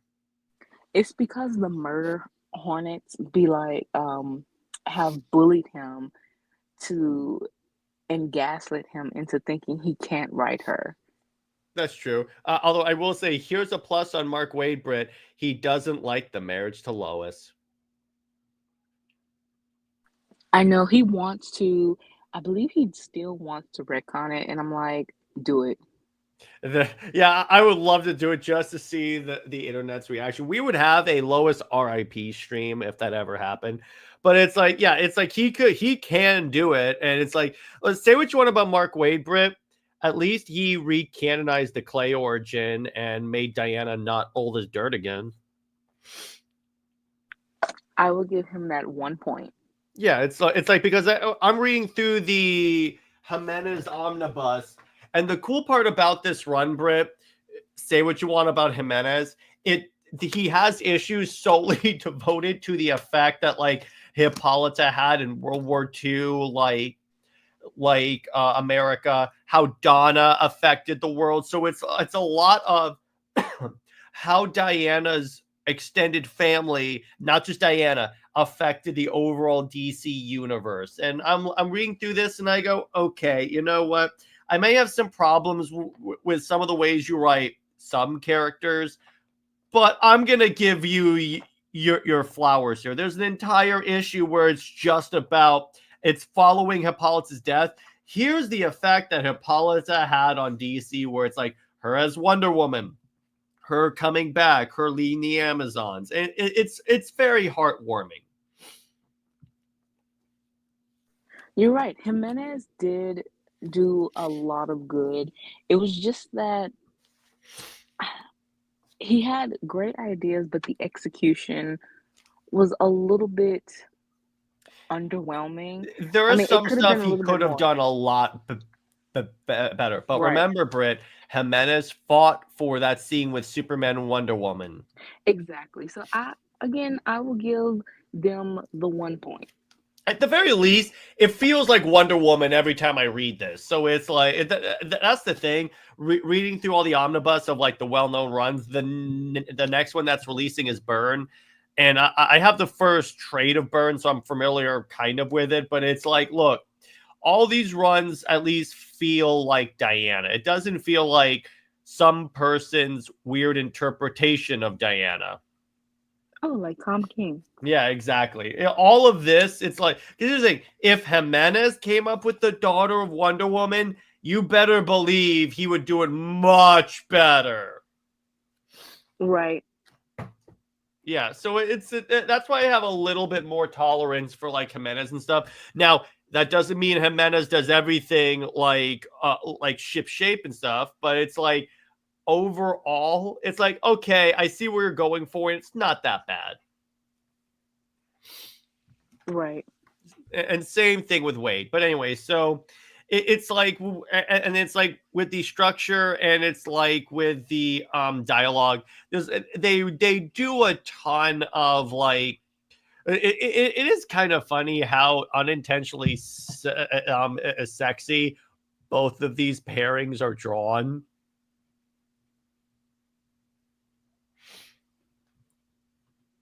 You talking about the pages? Well, but not only that, but I'm saying in general as well. Oh. You good? Hold on. All right, but anyway, but yeah, but it's like the way that these are, and it's like how they're always so flirty in terms of both. Honestly, it's really with both, and then you have like a lot of different like storylines that kind of expand on that theme really well. Okay, I'm back. Okay, you good? Yeah, I'm good. I had to get the cat. Okay, there you go. Yeah, okay. All right, so he's chill. Mhm. All right, so yeah, how the yeah, that is another thing, and I did forget to put that in, but as you said, how they are drawn, it's so effortless. You know, Yeah. that is one thing too that a lot of these couples, it feels so try hard, you Hmm. know, and you have to force this tension between them. You have to, you know, or it's a lot of telling and not really showing, you know, and with the overly sappy dialogue too. But the artwork just does not convey that as much. And especially with, I would say, Diana and Steve, it just really doesn't flow right. It doesn't really give you that emotional, you know, feeling. And sometimes, especially when Steve is drawn to look like Oliver, Yeah, during it LL, looks kind of creepy there. yeah, so that is weird. And with even Clark and Lois, it's kind of like, I don't know, it's just so samey, especially with having, you know, Clark carry her all the time and stuff like that. Or Lois sometimes just look like a random person because sometimes artists don't draw her, you know, the same. Like sometimes she has short hair, sometimes she has long hair, you know. Hmm. Um her color, you know, or she just looks like a random woman, you know, especially in when I try to draw her like in business attire. She just looks like a random business lady that, or a school teacher sometimes, a principal or something.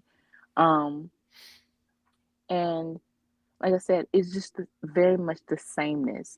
But when artists really convey emotions with Clark and Diana so effortlessly, especially when you had Jen Patel draw Clark and Diana Oh, oh. in Wonder Woman 800, and when she just posted um that you know Signed by middle Gal Gadot. panel, right, when she drew that panel in the middle of the page and posted it, and people was like, "Oh, that's just a commission," and you know, and they threw a fit. And she never said, she said, "Oh, I got paid for it. It's official," but we never knew like what it was actually for, you And I know. love her response. She goes, "If you're freaking out, if your whole life is ruined based upon me drawing two characters together, get a life." That, but it's also because it's like you felt the tension. If you have that sort of reaction, you know, Hmm. Well, he's holding her. I love the people that try to say it was platonic, and I'm like, she's holding him, and her leg is like across him like this, and I go, that is not platonic. yeah, there's no way that, no, that is not platonic. I don't even know. Particularly when he's looking into her eyes and going, so much beauty. Yeah, that is, I mean, a lot of people, of course, they did know that that was definitely non-platonic, and you know, and then you had Conrad say that, well, he didn't say, he didn't say it, but he did agree to when a fan commented saying that, you know, you can read it any way you like because it is supposed to be read as ambiguous, you know. And I assure you, Clark knows a thing or two about getting his hands dirty. That will never not be funny. I'm sorry. he has to come on so we can ask him, you know, like, I need to tell him, do you know what ambiguous means? because that's not ambiguous. I'll be respectful, of course. You know, that it I don't know. I think it was to be careful, because Yeah, yeah. again, this you can read it either way you want. And that's the thing about Clark and Diana's relationship now, is that because of John and because of the marriage trying to keep that so struggling to keep that solidified, and that is why they're so distant. That is why we can't have them on page for long together, because it is bound to have some moments of, artists drawing them in a suggestive type way. But at the same time, the artwork for DC now, compared to New 52 or some of Post Crisis, it doesn't convey the emotion, anymore like it used to, that really make you feel, whether it is to be romantic or have that tension, or the um the sexiness and the vibe it is supposed to have. It doesn't. Dan Mara's art is very good, but at the same time, I don't feel so much of the emotion. Now, the Well, the action, problem with Dan Mora is that DC uses him in so much stuff that everything starts to exactly. look the same. But it's good. So I'm like, is that really a bad thing? That's true. I mean, it's There'd be one thing if it's like really ugly art and it's like, oh God, but it's like, is it really that bad, Britt? he's very good with action, but it's but again, the emotion and what's the romantic part, I think DC is very much lacking in that, Oh, with definitely. you know with a lot of their um pairings period. Oh, exactly. And we'll talk about that at the end of the stream. But yeah, so then we get to cross media. And it's like, obviously, Superman and Wonder Woman were heavily together in the new 52 era and in Elseworlds and in animation. But it's like, both of these, like, excuse me, excuse me, excuse me, couples Bless really you. found, thank you, really found their, like, I guess they're like latching on point, if you will, because of other media, if you will. Yeah, the thing is, again, DC, they have a multiverse, and they have such a problem with utilizing it to, as I said, give a different perspective. And like, these fans want sameness in everything, and even with being the Tomorrowverse, we had Earth 1 and Earth 2. But even as it being Earth 2, an older pairing, they've already, lived a life, whether it is to be with the traditional way or whatever like that, they're still together. But of course, at the end, and I feel like that was just tacked on, you have Earth One Superboy with his Lois, so that should have been a thing. And Jim Craig also said that in a podcast, I believe, was that that's pretty much why he had it like that, where Earth Two, Superman and Wonder Woman together, but you have Earth One Superboy with his Lois. It's basically have your cake and eat it too, or everyone should be happy, have their Superboy. way. And by the way, the fans still freaked out, which is hilarious about that. Right, but you still have people that's like, no, they can't be together. They're cheating or whatever like that. It's like, why? Like It doesn't help though. Well, it helps us, but it doesn't help them that that Superman, the one with Lois, was called Superboy. So it's like you don't become a Superman until you date Wonder Woman. well, the thing is, apparently that Superboy was only Superboy for 3 years. He was Mm-hmm. not even actually an established, you know, um, he was established, but not, he was still a rookie in a sense. And then you have and even the Justice League of Earth One wasn't even established yet. So I I mean the Tomorrowverse, it didn't have time to breathe. Earth One, Wonder Woman was mentioned in the Green Lantern movie, but we never saw her. You know, so yeah, I What Green Lantern movie, Britt? They definitely didn't make a Green Lantern movie. haha, very funny. Oh, trust me. And then Cameron says Clois has so much representation that they get mad when even one meet. Yeah, exactly. Because again, it's a threat to them because they're like, oh my gosh, they're so if people see the positiveness of this, they'll be upset. Or it's like when Lewis brought up, it's like he remembers that even before the New 52, people are already shipping Superman and Wonder Woman. Then when it happened, people were like, I thought they were already a thing. One of my friends, he runs the Comics League website for me.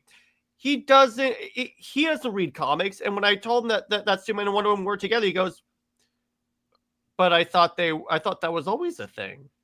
And I'm like, "This is where you're at with the general audience." Right. And I mean, even if you don't read comics and you just see a picture or whatever of them just standing together, even with the Super Friends you automatically have this notion that Clark and Diana are a pairing because they they do match, and it's not just that superficial thing, it's just the way their dynamic is. And as we said earlier, that work spouses type thing, bless you,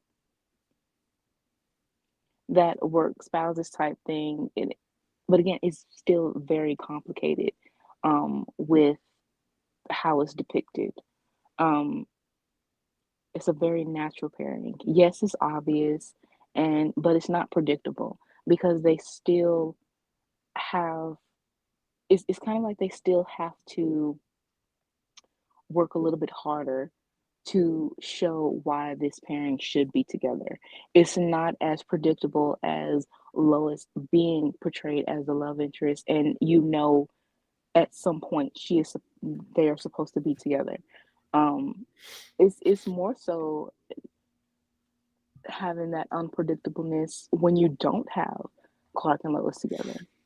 Yeah, exactly. Exactly. If it's predictable, how come it hasn't? If anything, it's more predictable that Clois will happen. But what do I know?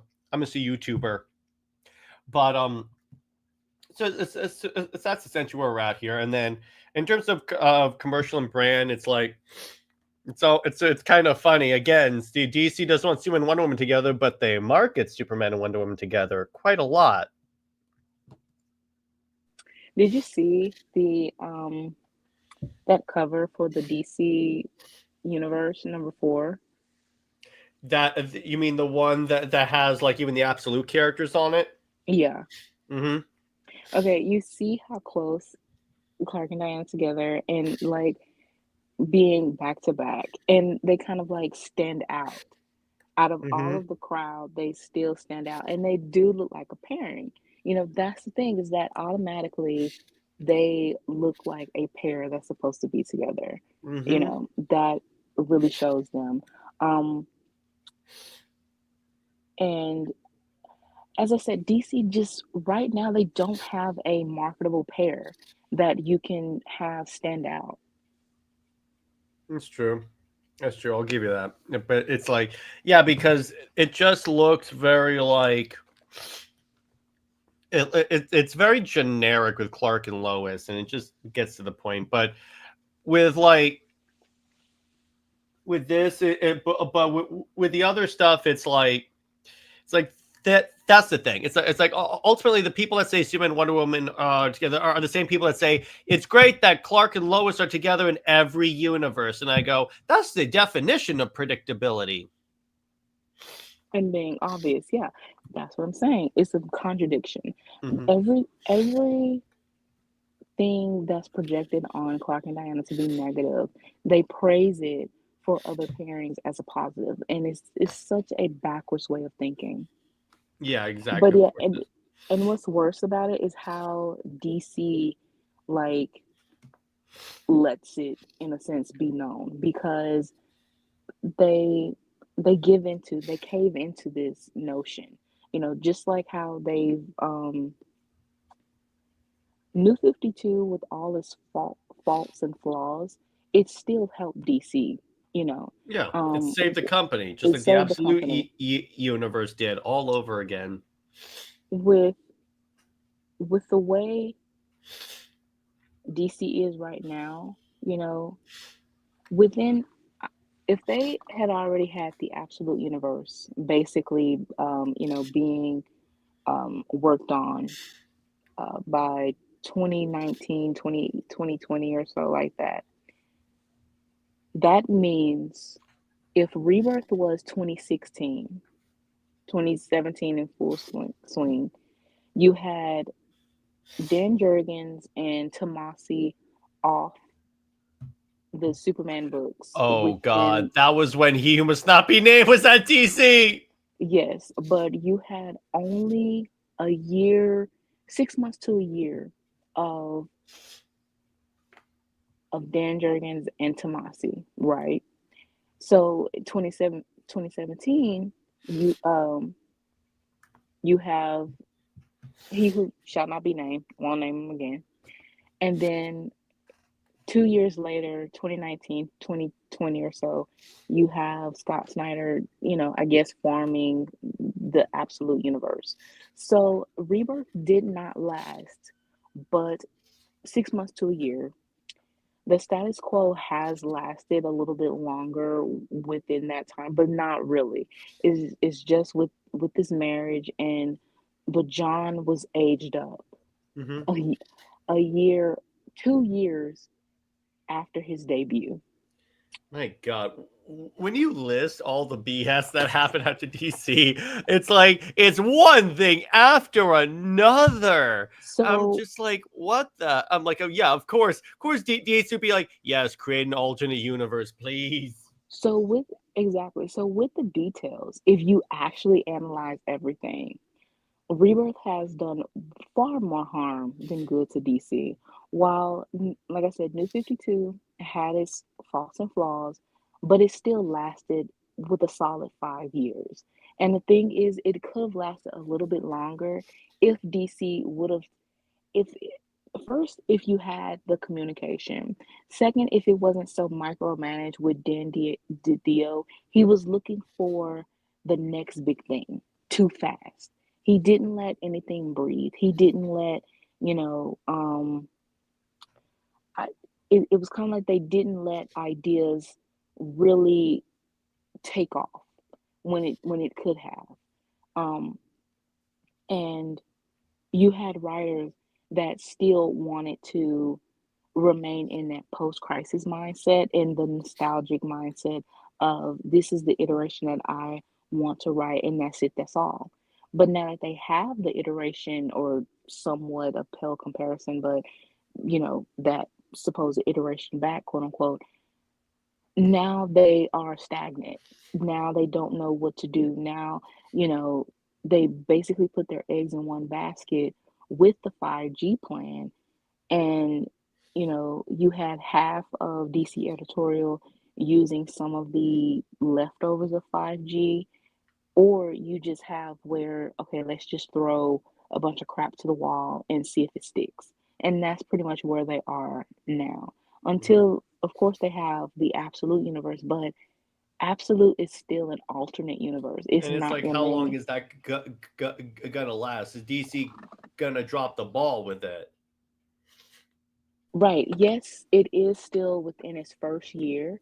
So it's kind of like you can't really say that, oh, this is gonna long term be a success. You can't tell that, you know.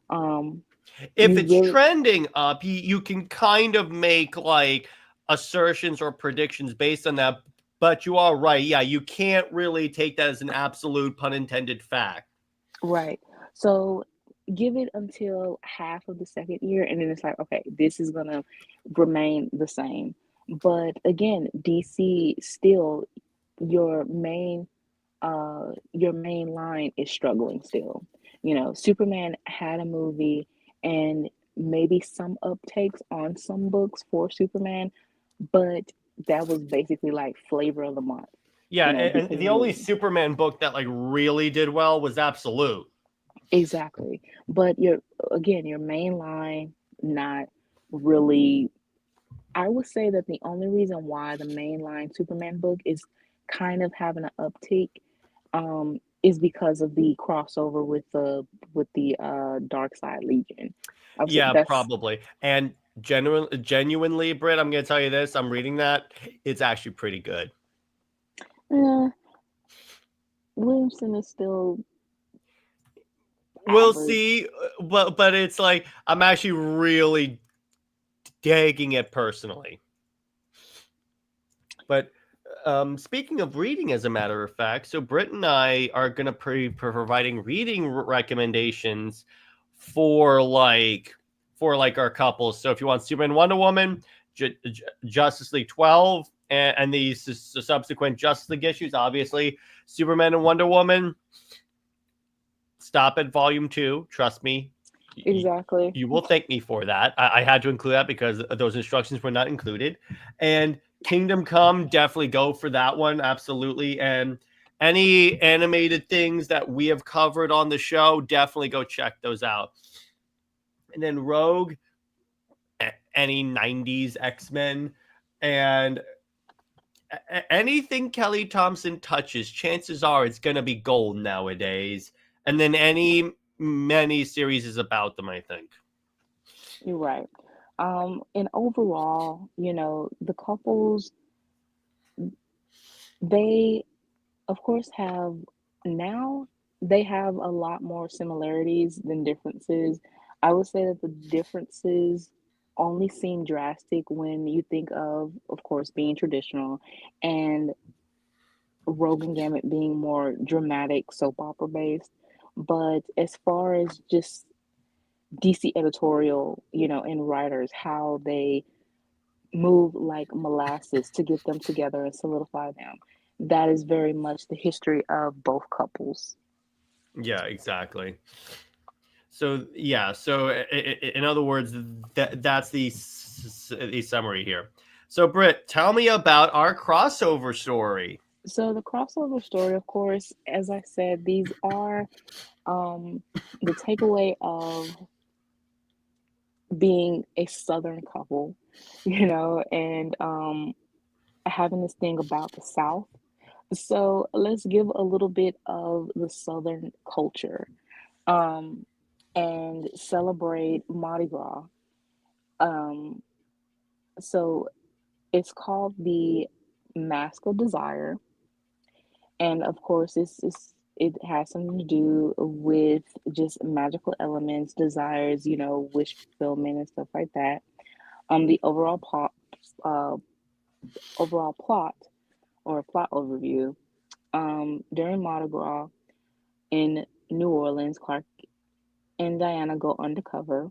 So it's a date, you know, they are kind of the in between couple. You know, it's kind of like, are we together? Are we, you know, getting to know each other a little bit more, having that free time and that privacy? So we take advantage of that with this. But um, as they go undercover, they are investigating a string of disappearances, and it's kind of I was watching some random like Prime movie. I forgot the title, Mm-hmm. but I was like, oh my God, this is a great like little horror film.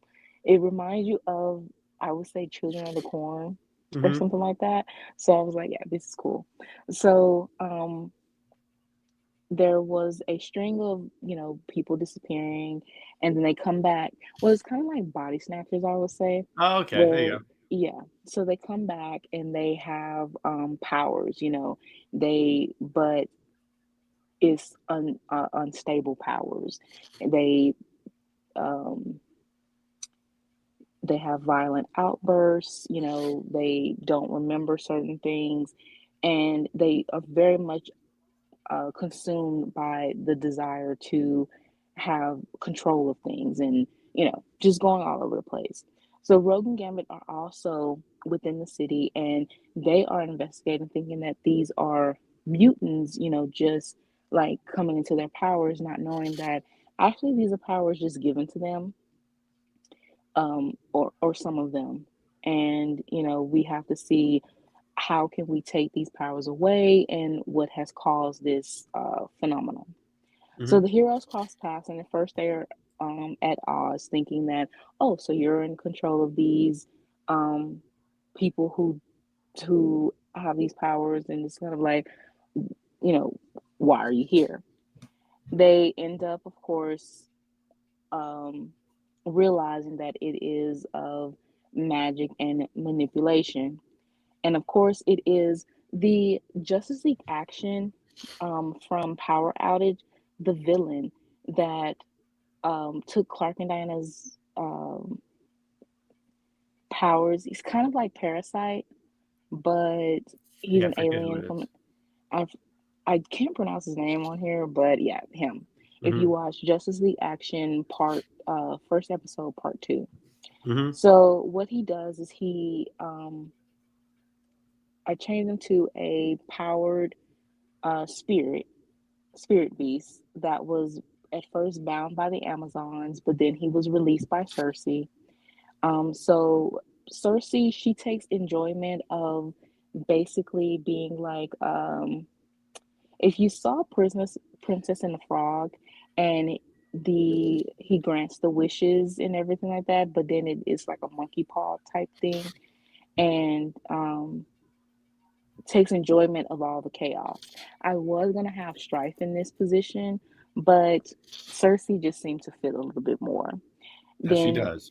so she enjoys the chaos of it all, and the spirit beast, he enjoys that after a while he devours the powers from these beings, because now they've become way too powerful, and of course he loves that.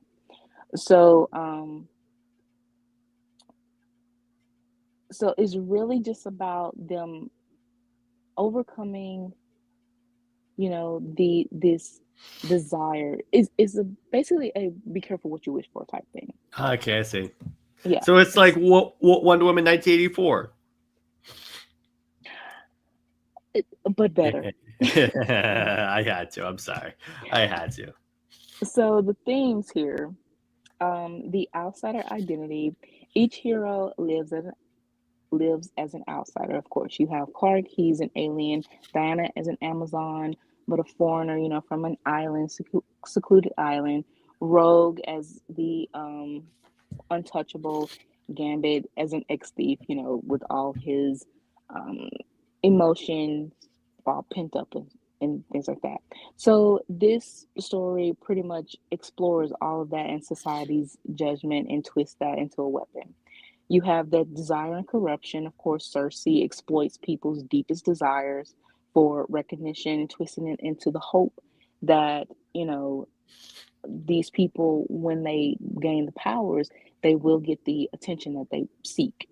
So again, it is the be careful what you wish for type thing.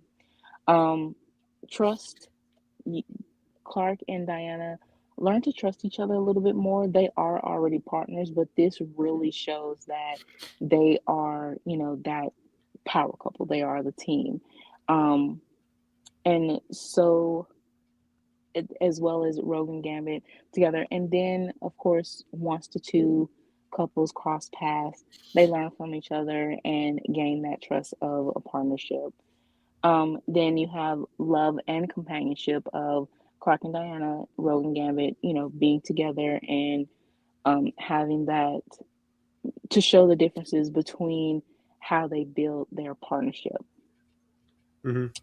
And you also have the spicy, sexy, flirtatious moments and the tone. Clark and Diana are more tender, the slow burn type thing, but it's undeniable between them. Rogan Gambit, they are more playful, teasing, that charged with desire and humor. But again, it's still So you could say their desires were awakened. funny, hilarious. Um, yeah, we're right. You're right. So Act One, and of course it comes off kind of like a play. So again, Clark and Diana starts off in New Orleans. You see the decorations for Mardi Gras, everything that everyone is wearing, the costumes, the mask, and the beads and stuff like that. All the music and just lively with culture. Um, so beneath the festivities, they are now trying to ask people about, what's been happening throughout the city and under they also go to different people, their families, and asking about them, who they are. And they realize, knowing the backstory of some of these people, of course, we want it to be sad and for basically the families to realize who who they're missing and how they neglected these individuals to where now they basically miss them. And that is something that a lot of people need to realize just in general. So as I said, both couples, they cross paths, they have a small battle, but then they realize that they are there for a common goal. You do have Clark and Gambit going head to head. And I think to have Remy kind of like very humorous, and I would say that he teases Clark a lot. He makes jokes, Mhm. And it will kind of annoy Clark in a sense. Diana and Rogue, I would say that they will build a sisterly type bond. Diana will actually understand and give Rogue this familiar feeling that Storm would give her. Mhm. So, with Act Two, they have the investigation and they realize that it's Cersei. Diana, she's telling Rogue and Gambit about who Cersei is and how they could uh, trap her. But it's going to obviously be difficult. But it's just a thing that they could try. You know, I would say I could see Gambit kind of like, in a sense, playfully wanting to flirt with Cersei. Especially I could definitely see that. Um, so they also have a little bit He of goes to do it, and Clark goes, "Trust me, bro, that will not end up well. Wave off, wave off, wave off. Hey, what's up, Nix?" and then you have, of course, these moment of downtime with the pairings. You have Clark and Diana basically having this moment that, and Roland Gambit, once they realize the people that are missing and they know their backstory, like I said, they really sympathize with them and want to help them, want to, um, embrace them in a sense. So the pairs, they bond over the shared judgment of knowing how the world reacts to them as a pairing and as individuals. So Act Three, the trap, they've now devised the plan that they, um, to trap Cersei, and they use Rogue because Rogue is, I would say that she can play the victim, or she can play that role of really um,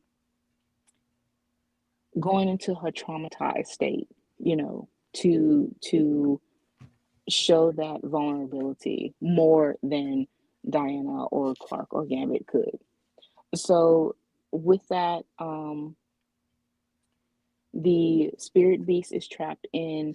Not only does Rogue, she's able to touch the beast and absorb some of the power, but also with Diana's lasso wrapped around him, so he is um his true form is shown. And I think I would probably turn him into some random little dude, kind of like um let's see. Hmm. I would say it would be kind of like Parasite if he like turned into just like some random being drained and then turned Oh, he into turns like a it's like a really like gaunt dude. yeah, like some old dude or something, that's really He turns into a frail. California raisin.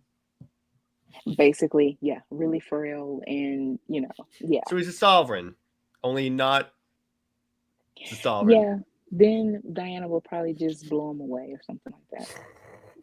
Just dust, just turn into dust. She just taps him on his forehead. He just falls backwards. Exactly. So, so after that, of course, Diana, she faces Cersei, um, and she does ultimately defeat her with the lasso, and she's able to break the enchantments of the victims. The victims turn back to normal. Some of them, loses all the powers and stuff like that. But then there is some amongst them that actually are mutants. That is kind of like, oh, we've had this power all along, and it was unlocked. And it's kind of like it's a blessing and a curse. The fact that with Cersei, it was unable to unlock their powers, but at the same time, it shouldn't have taken Cersei's, whole thing to unlock it in that certain way. It's supposed to be something beautiful, but the people just have to, move forward. So, the resolution, Roland Gambit takes the mutant survivors back to Professor Xavier, and it's like you will be, embraced for who you are now. And the other survivors, the non-power survivors, are just going to rehabilitation and therapy or something like that that Clark and Diana help them with. And this goes into Diana being an ambassador. And what we want for her is that not only does she provide schooling, but also she provides therapy and, rehabilitation for people. Um, so in closing, basically the couples, they come back together. They a little bit of banter here. Gambit is still being a tease towards Clark, annoying, but I would say that they have like this brotherly relationship. They end up having Diana and Rogue end up with a sisterly dynamic. Again, she even Rogue even mentions Storm, that you would um, love to meet her. And if we want to connect this to the T'Challa and Storm crossover, we Mhm. can say that, oh, Diana's like, oh, I actually did meet her once before, something like that. Yeah, that works. Um, so the final scene is Clark and Diana. Um, they will be walking hand in hand, and they're like, let's go ahead and enjoy ourselves before we get back to you know basically the world and having to deal with that next journey of helping these people. Let's take some time for ourselves. So we end off with the um again showing more of the Mardi Gras and the culture of New Orleans. And within the story too, again, I love cultural um education, even, and make it fun though. It's not just like a preachy thing like Tomasi did with the Superman issues where it's like you're reading Wikipedia. It's more so like really ingrained in the fun of it all, and really showing you who these people are and why it's such a vast, you know, culture. And Exactly. And by the way, Cameron has a great point. Rogan Rami should ask Super Wonder, do you guys think you can come and teach a class once in a while and maybe bring your friends? The kids love you guys. Ah, there you go. I like that that. is so sweet. Yes, that would be perfect. Perfect. I mean, a lot if DC was smart and Marvel too, they would have crossovers like that. Hmm. Like the Justice League coming to teach, you know, some of the kids at the school. That would be so much fun. But also, even in DC's universe, why isn't there a some type of like school for kids with powers? You They know. tried that with Titans Academy, but it was written so poorly. Oh, that's right. It was so poorly, I forgot about it. Yeah, it was Wow. really bad. It's But notorious, yeah, as a matter of fact. so so yeah, I just with um with New Orleans, with the South period, you know, there is a lot of culture. There's a lot of folklore stories that to be told, a lot of, you know, um, what is it called? Historical, Yeah. you know, sites and Significance? stuff. Yeah, So, exactly. yeah, is that should be told, and it Hmm. and it does. I would say if you are to have like Rowan Gambit or especially Gambit that represents a culture too. You know, they say he's Cajun and stuff like that, but do you really understand the culture of that? Can you really just have him? It's more than just having the accent, or it's more than just having him speak in this certain way. Can you actually represent the culture a little bit more? You know, and that's again, that's something that Marvel needs to do, but it's also something within DC that they need to have more DC really needs to be more cultured. Um I agree. You could also have Clark have like Rami goes to Clark. Is that an accent I detect? He goes, "Well, I'm from Kansas," and then Rami's like, "I'll pretend I didn't hear that." ha well, he can say that. I would say that another thing is that Remy gives Clark a recipe to cook for Diana. He's like, Rogue loves this, you know, especially when she's mad at me. I make this and she is okay. She forgives me. Hmm. I like that. I like that. Then Clark goes, "Message received." So, speaking of existential quandaries, all right. So I just realized, Britt, Tom King has been on Wonder Woman for 2 years now. Really, time goes by really, really fast. It doesn't feel like that, but this that just also shows how his story means nothing. So you know what's interesting about this issue? So this issue wasn't necessarily as offensive as the previous ones were. It was just stupid because so you see how Diana's holding Trinity? She charges into gunfire holding her like that, so it kind of looks like she's using Trinity as a human shield. I honestly hate that. I hate the Chucky baby. Like she needs to drop the doll. Like please drop it because having her fight, you know, or whatever is supposed to be, oh, this is so badass or whatever.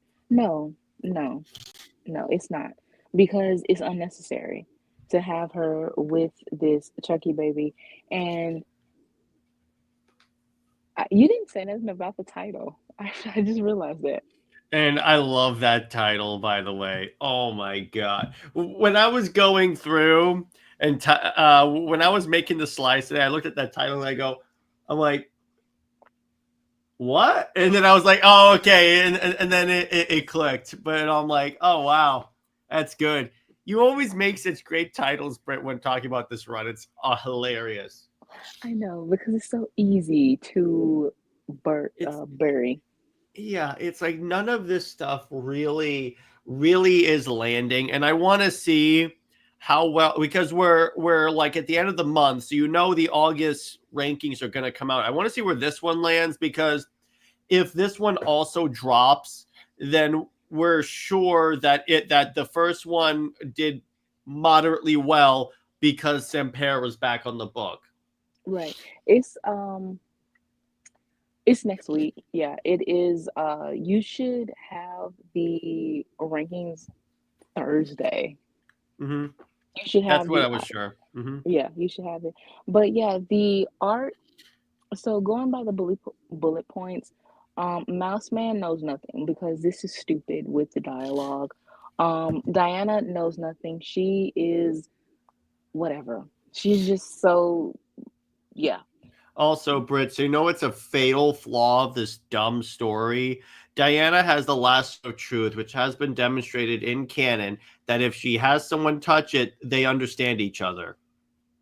Yeah, but she's stupid. So she's written Diana. Well, it goes back to the second bullet point. Diana knows nothing. Barry, I love how you went, well, hey, there you go. I said it. Like I said, the terrible Chucky baby gotta go. The stiff art. Honestly, Sampier's art, I understand, sometimes he draws, certain things that look good, but other times it's very stiff. The coloring is it's okay. Some things stand out, but I just hate the way he draws Diana. I hate the braid. The braid is so ugly because first of all, it looks like Diana got a shaved head and just like um she kept some long hair in the back and braided that. Yeah, and if she's not going to put the baby in the backpack, what's the point of the braid? Exactly. It just move it, So the art and then the dumb repetitive dialogue with the Mouse Man nose, like, stop it. You also see the design of Mouse Man. He's supposed to be like this macho military dude with a buzz cut and stuff. It's just no. like ew. And I'm like, bro, we saw you got your ass kicked last time. Why do I care? Well, apparently it doesn't even look like the same Mouse Man. But it's implied to be the same because why else would he be pissed off that like Wonder Woman's here, and why else would she be the one that like she's essentially she who must not be named? It's implied to be the same one, but I mean that one he just didn't look like that. Like he looked very silver agey, cartoony. Like this one is all jacked up and looks like a army dude. Like, what is this? So yeah, overall rating is a chop. Like chop out of 10. Yeah, and the more I read this run, the more it's like, yeah, I'm glad I dropped this book. On to Absolute Wonder Woman. So this run is just a gift that keeps on giving. So King is creating another Wonder Woman villain because his first invention went over swimmingly. Yeah, so you name a villain matriarch, which is just a total like tone deaf thing because matriarch is of women. Like, why would you do that in a Wonder Woman book? And you dress her in BDSM gear. That, and you have her with the Legion and the Green Lantern rings. So not only that, but again, you are forcing even though yes, the Green Lantern does have women in the corps. But normally what happens is that the ring has like contingencies against being misused. Right, but you have, first of all, she probably didn't, she might have stolen the ring, which doesn't even work when you steal the ring. The Legion or the Green Lantern? Both. Okay, so from what I know, if she here's the thing that like has me going, what? because the ring definitely didn't choose her, because that's kind of the way it works. And when you kill a Green Lantern, the ring flies away. It doesn't just fly. Oh, you won me in combat, so I must go on your figure now. No, that's not the way it works. So, but remember, this is the man who had Hal Jordan in Heroes in Crisis go, what even is willpower? Or in the Gift arc of Batman, had Hal Jordan blow his own brains out with his ring, saying that they say I can't harm myself with my ring, but I bet if enough willpower, I'll be able to do it. Boom. Okay, so basically that's what he's doing. He's basically ruining, the lore of, and the fact that James Gunn and his wife says that Tom King is the encyclopedia for DC or whatever, and giving him credit like that or going to him as a consultant for DC when he rewrites things for his, story and benefit, like, what are you doing? But yeah, so having her with the Green Lantern ring, like I said, I know that there are women in the Green Lantern Corps. However, knowing the Green Lantern, you only think of men. So that's probably, King's mindset is which is like Jessica Cruz exists. Yeah, but again, this is Tom King. He does not know that she exists. So the ring is probably a man's ring, of course, and then the Legion ring is probably Mon-El's or something like that. So you take the rings, of course, from another male-dominated franchise. Then you name her matriarch, as I said. That is matriarch is supposed to be in the Wonder Woman context. You don't name a villain like that, and then it's like they're gonna do it. So like she'll go, all men are awful, and then Diana will think of Steve Trevor and go, not all men. Exactly. So we already know how this is gonna go, and the fact that Diana basically dies by an OC that it's just so lame. I mean, in fan fiction, we can make stuff up. We can make up characters or whatever. You can make. I mean, that is how. Well, likely she will only exist for the future where Diana dies, so she won't exist out of this. But it's like, why do it anyway? Yeah, but even still, having Diana's future is that she dies, and no. Oh, she also kills all the Wonder Girls. Don't forget about that. But you also eradicate basically the entirety of the Amazon race. Is kind of like, are you serious? Like, all of this time, the Amazons have tried to live in peace to keep their longevity, and you have this one rogue Amazon that honestly we know nothing about, we should not care about, and I don't think we are going to care about, but is powerful enough to eradicate all the Amazons. Like, how is this female empowerment? How is this showing unity for the Amazons, for Wonder Woman's, lore? And like we know, it's going to be a not all men type thing, and it's going to be Steve. And honestly, if this war or whatever is to be prevented, right, this future, I wouldn't be surprised if Tom King ties this to the Trinity book of the statue of having Steve in the middle of Themyscira, and that is how that statue is built, because Steve somehow saves the island. Or the way I kind of no, but it's like it's implied in that future that Diana's still mourning. So, well, you could say he sacrificed himself. But the way I kind of see this going is, yes, I do think it will go hand in hand with the Trinity book. But I think what's going to happen is they're going to go back in time and prevent Steve from dying, which prevents all this future from happening. Which I know Steve dying, that's what leads to all this BS, not like Emily killing people in a bar. So But a man's death, wait, so a man's death, one man's death causes the death of thousands of women. well, yeah, because you could say Diana was distracted because Steve was dead. So again, one man's death takes thousands of women. That is, again, it's very tone deaf. That is terrible. That Again, is awful. this man has very strong feelings for Steve Trevor.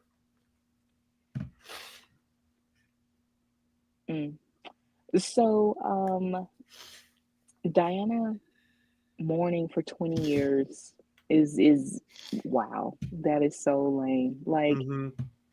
girl, stand up. Like, no, this is terrible. Like, this whole run needs to be over and done with. Yeah, honestly, with how involved he's getting in the DCU, I would not be surprised if he stops at like 30 or like he doesn't do any more past this story arc. He needs to go. I do agree. But and we'll see what happens with that because who knows what happens in the comic book industry. But yeah, I do feel like this run needs to be swiftly forgotten or like retconned into oblivion, like literal oblivion.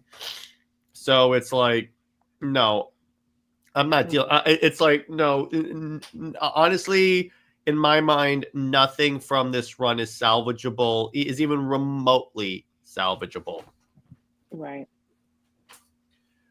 But anyway, Britt. So what do you? So I think that's a good place to leave it. So drop below your guys' thoughts on like Trinity, on like Matriarch, or like any of the points that Britt and I made. And Britt, why don't you tell us what stories you have awaiting us?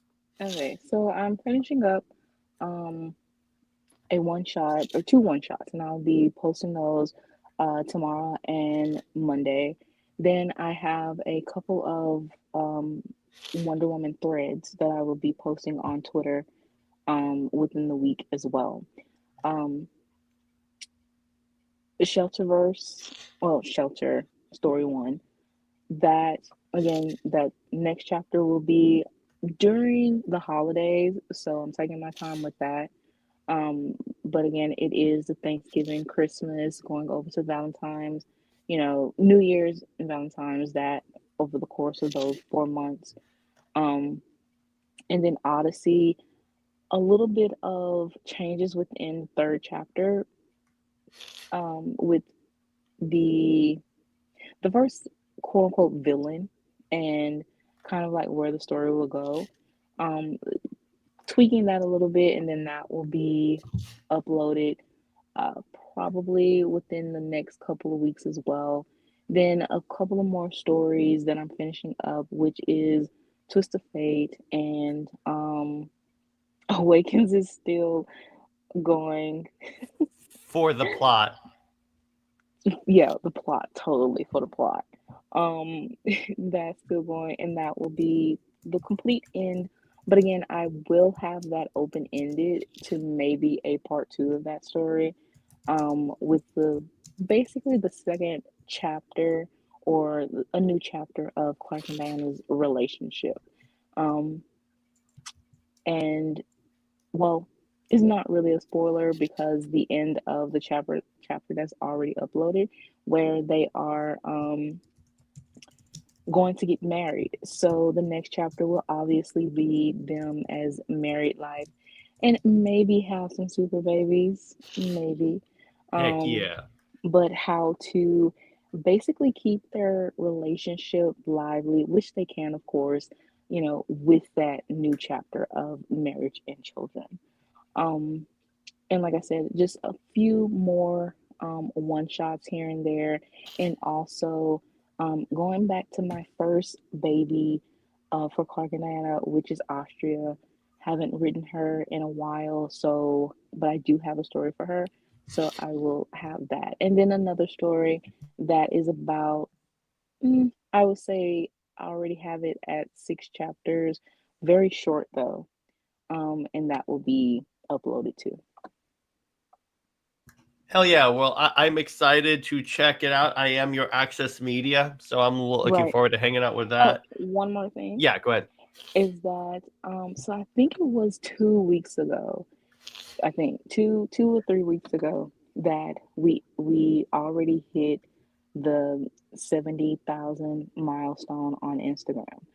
Well, within two weeks, it's at 70.9 thousand. So 71,000 followers for the Instagram. That says a lot about, this A parent. ship that supposedly no one cares about. Exactly. Um, it's is very interesting again for a ship that everyone that supposedly no one likes and is basically damned to earth or whatever like that, or damned to hell. And but the comments that I get every single day, of seeing the not only the individuals, that comment, but also the couples that they send, the post to their significant other, whether it is a boyfriend, girlfriend, or it is a husband and wife. But to see this parent resonate with real life couples is very heartwarming, and I appreciate all the support. And we will continue on until we hit the 75 milestone or the 80 to 100,000. Heck yeah, I will be there cheering you on throughout the duration. But Thank you. no problem. Stay heroic, everyone. Remember, Lois Lane is Lois Lane, and Steve Cherry belongs in the hydraulic press. Lois and Maxabat and Lark side for life. I will see you guys later. Bye bye.